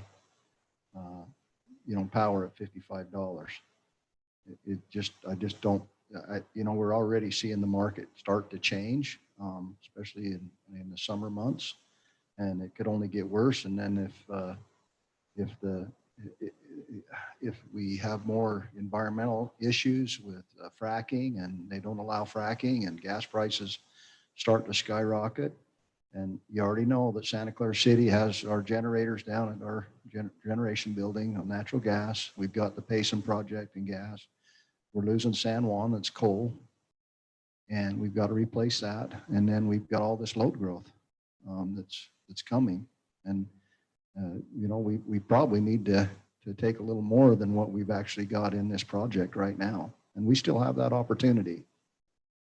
But we're growing, and this is going to be a project that could benefit Santa Clara City for 80 years if they relicense it after the 40 at a reasonable price. What a great project for this city. And I think we need to be leaders, and I think we need to move forward. The guys that did IPP and Hunter project that were, when they first formed UAMPS, took a lot bigger risks than we're taking today. We have opportunities to get our money back. They didn't. They would have lost everything. So the way UAMPS and Doug, they've worked very hard to put these contracts together to protect us. And if we get that DOE money, I think we need to move forward. It's a good project. You guys have seen it. Our staff's done an exceptional job. We just they haven't had the opportunity to sell it yet because we haven't had the contracts. And that's why I don't think it made any sense to get out. We didn't even have the contracts put together yet. So that's where we're at. Any other questions while we got these guys on? Questions, council? Yeah, I wanted to ask on the idea of like jumping out and coming back in. I know Jack had talked to me about there being some sort of incentive to stay in versus taking that route. Has that been defined at all? Well, I may address that. What I recommended to the project management committee, and it wasn't necessary to go to the board, so is that we wait on the incentive to find out who stays in the project. Now, I know that seems like a bad marketing thing, but what I'm concerned about is that right now, both Logan and Lehigh can still vote on the project management committee, and they may have a different motivation on how they would do a vote associated with that incentive, and that we go through it. But I can tell you this, the architecture associated with the incentive is to provide the advanced nuclear production tax credits that are basically $18 a megawatt hour for the first 8 years, I believe, or 7.5 years. And that we would provide those to those participants that come in, at least all of you that are in right now that stay in anyway, will provide that.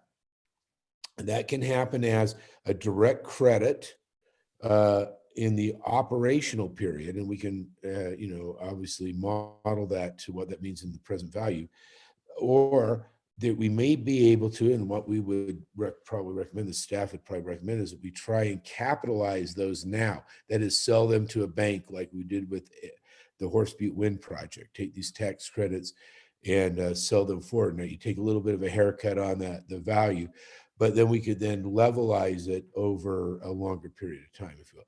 So that's been the proposed architecture. We've been working on that very diligently. I don't see why we wouldn't adopt it.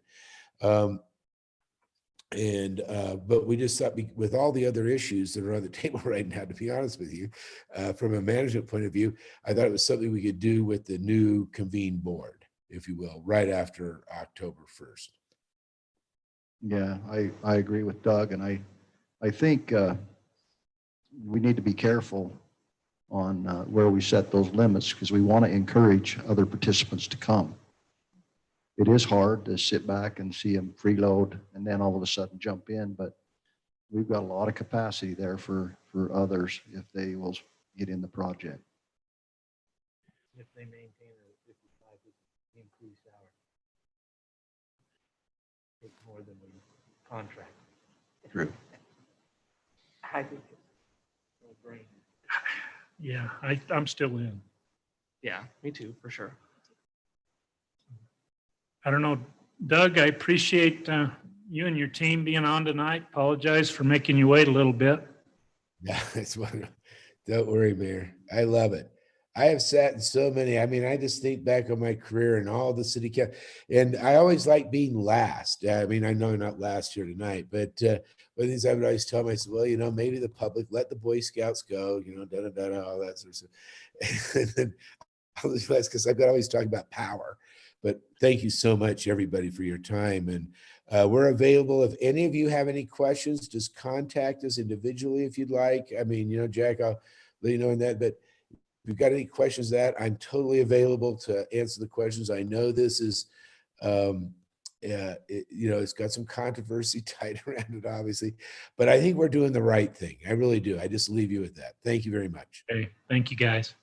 Thanks, you guys. Thanks, Jack. There's Jackie.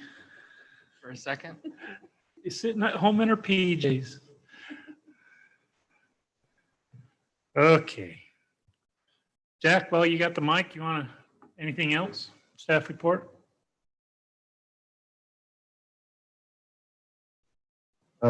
We got our new lineman. He came online Monday, and they're putting him to work.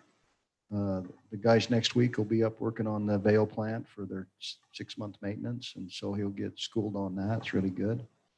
We're just really busy with all the new construction and development that's going on, and we found out that we're going to have our stormwater guys, the state, come down and do our audit. They're going to drive around the community and see what we're doing, make sure we are doing things correct. I believe that's the 26th and 27th. So we're lucky. We'll be ready for them, see what happens. And everybody's working hard and doing a good job. Just moving forward, trying to keep the city clean. We will start crack sealing here right shortly on the roads again. We've got a big load that just came in, and I think Dustin's getting one more load. We bought it early, and it was a good thing we did because prices have gone up. So it was smart. Other than that, our wells are running good. You know, you see, when you look at the Snow Canyon Compact and you see what Ivan City pays to the Water Conservancy District in St. George for water. What a great blessing it was for our forefathers, Paul Grimshaw and those others that put well number 7 in and well number 6 up there. It saves this city, a community, a lot of money. It really does. So pretty cool. Pretty cool what you guys have done. Questions for Jack, council? Thank you, Jack. Appreciate it. Okay, chief. Fire at will. All right, I'll take it. So we've still got a few little fires that have been popping up recently. Last weekend, there were 2 fires that we had folks out on. Another little fire out on the Turkey Farm Road.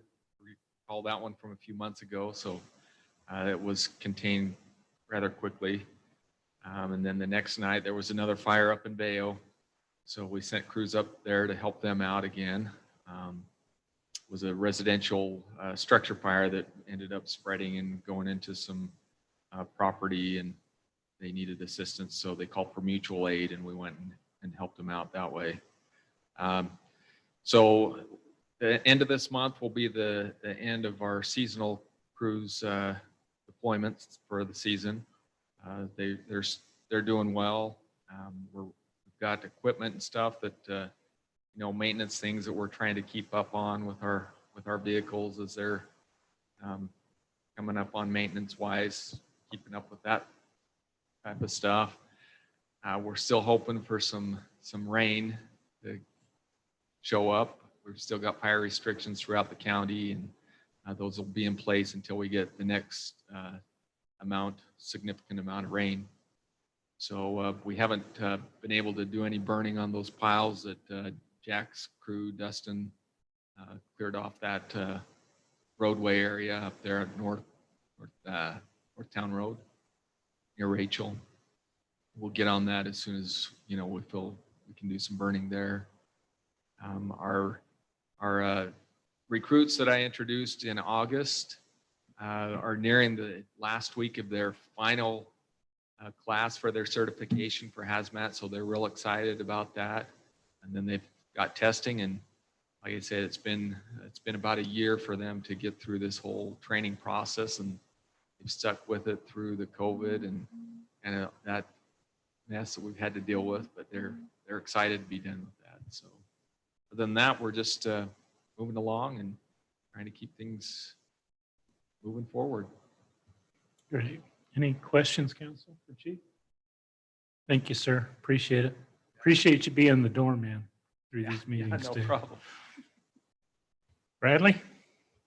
Yes, sir. We're currently overseeding Goobler Park. We closed it down for a couple of weeks for tournaments.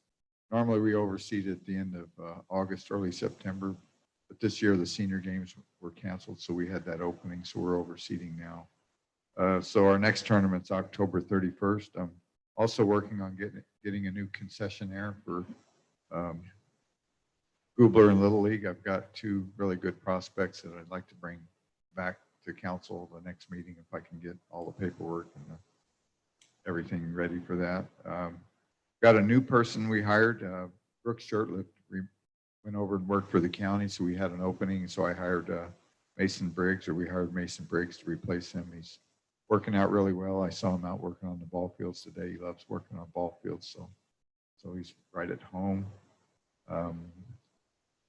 The Swiss Pioneer Memorial Park, the pump that we're ordering, the booster pump, is coming out of California, and they're having problems in California with factories being open and being able to produce. Ryan Anderson went ahead and he overseeded those bare areas with some seed, and it's starting to come in.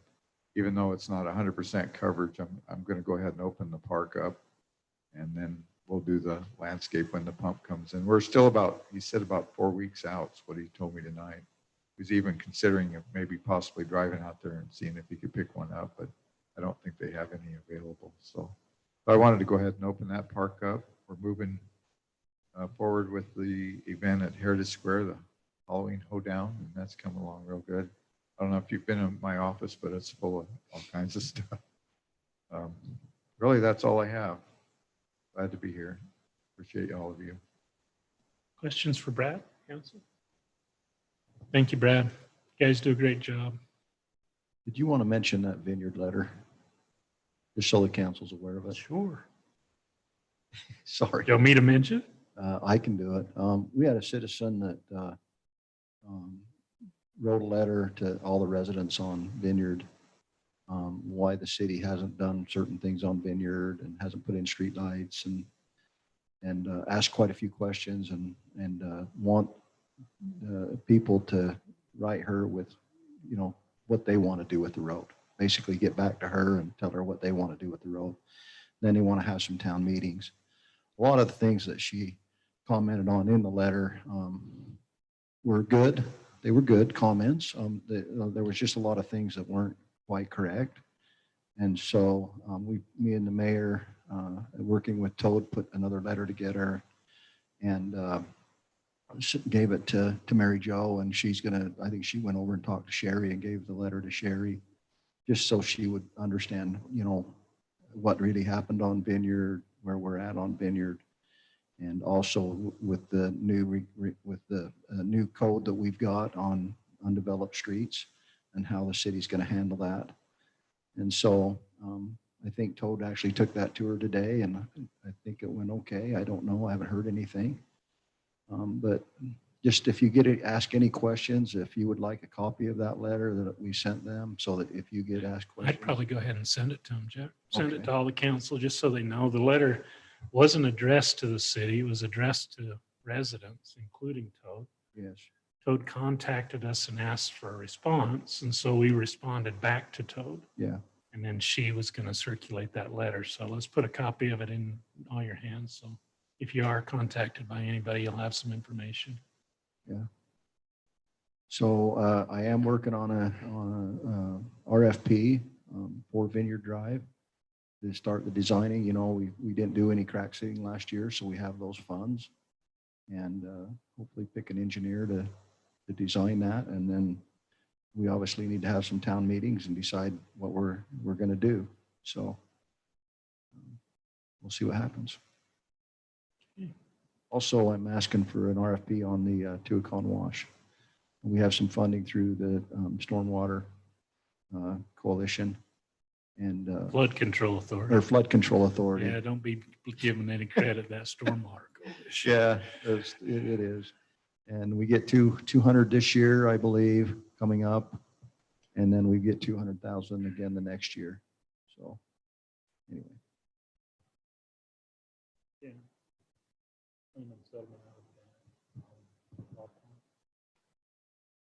Corey?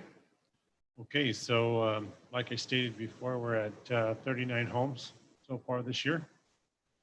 We have about 9 in plan review. We've done September 1st, we've done 225 active building permits. Tomorrow's planning commission, we're going to consider tag can go up on Pioneer. Their site plan. Also amend final plat for Oak Teal Phase 3. They have one townhome that was a fourplex. When they got it all laid out, it only ended up being a threeplex, so they're amending that plat.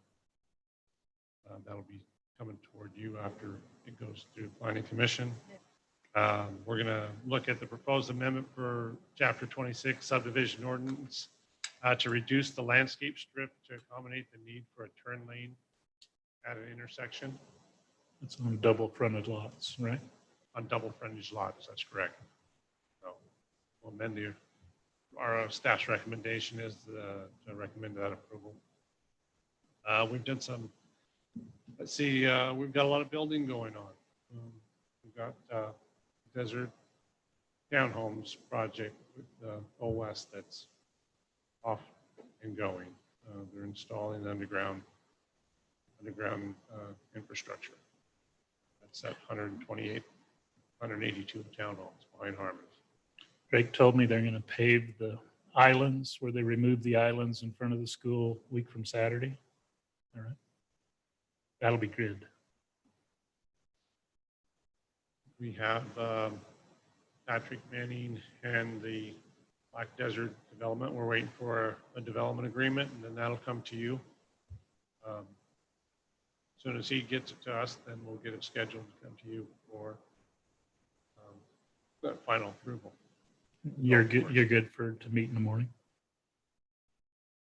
So we do have a draft copy review, meet in the morning.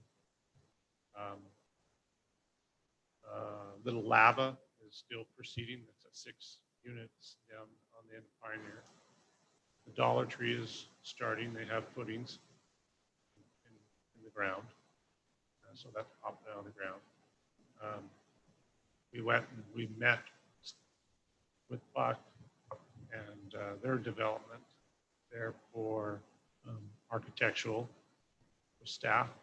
Looked good what they brought to us. They showed us a lot more stone on the front of the building, more windows, some awnings, walkability at the corner. The plaza is nice. And we talked about narrowing the planter boxes so patrons or the citizens get by them. They were in agreement there. So we look forward to that moving forward. Ryan Forsythe is still in the works with the O'Reilly's, maybe another drink shop. They gave us a sketch drawing. And then we have another development further to the west on the third parcel. That's another drink shop and some other businesses, hair salons, etc. So Arcadia should be coming back with their final plat, construction drawings for the 19 units. Phase 3 So anticipate that coming. I know that Belisol has just, I've been inundated with homes in Belisol for phase 4, 7, and 8. So they're filling in Belisol real quick. Like the hills at Santa Clara, phase 3, it's coming along. Now that they've recorded before they put the infrastructure in, I'm getting developers calling on retaining walls and prepping for homes to be issued out there. The road dedication plat sitting on Chris's desk. We asked, can't remember the names. I went over and asked them to sign last signature, and then we'll bring that to council. But it's a road dedication plat for the bridge. Clary Sycamores. Hills Lane. Yeah, Clary's Lane. I think that's Heritage Point is, we've got construction drawings up in the building department, and we're getting them signed now.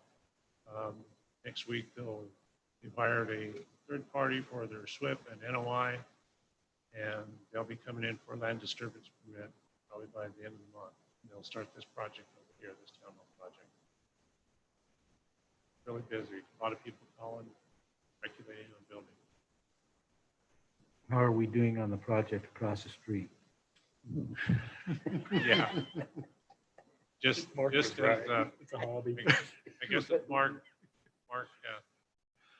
said, that project of the, I seen Mr. Kohler's wife out there doing painting earlier today, so. They basically have small crews working on it, but it's moving forward just at a snail's pace.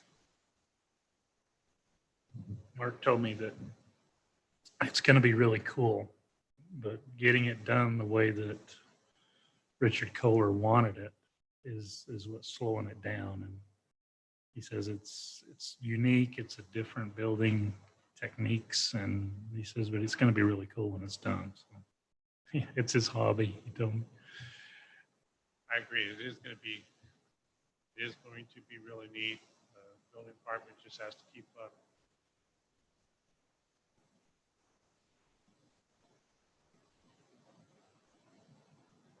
Thank you, Corey. Good report.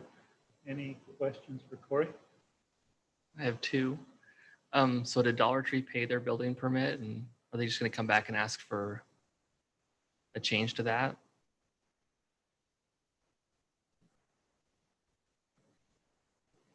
Okay. And then I also heard a rumor that the Coal West development north of Harmon's sold to one owner and it's all going to be rentals. Do you know anything about that? It's Jack flat. can speak to that. They've talked about, Greg told me that you'd asked him about that today, and he called me, and they've discussed it in-house. It's always, right now it's currently owned by one entity, it's Coal West. They've discussed in-house being able to retain rentals out there. It's being platted as townhomes, for sale townhomes, and so it's basically they could sell, when they get them built, they'll be able to sell them all, whether they sell them or keep them. City doesn't regulate rentals. I would imagine if we looked at the other townhome projects when Kent Fry built in Blackhawk, you'd have a pretty significant amount of rentals, investor-owned properties rented. So, Do we license them like St. George? I don't think we don't have a specific rental agreement. No, we don't have like a renter's dwelling license like St. George has it. If you have, Might be a good source of income. like if you have up to 3, you just have to have the license. If you have above 3, then there's supposed to be an inspection. Well, if you have one, you have to have a license. Yeah, just 1 to 3. One 1 to to three. 3, like you don't have to have an inspection. Above 3 is well, you're supposed to have. Maybe able to look at some. I know I'm not concerned about it personally. If I was, I probably couldn't live in my neighborhood because the 5 homes immediately surrounding me, 3 are rentals. Well, I don't have any problems with the rental. I just have to, I pay my $50. So In St. George. in St. George. Hey, there you go. Source of revenue, long-term revenue. It is. I mean, it's just and they pay it every year. It's not like they renew. That may be something to look at, seriously.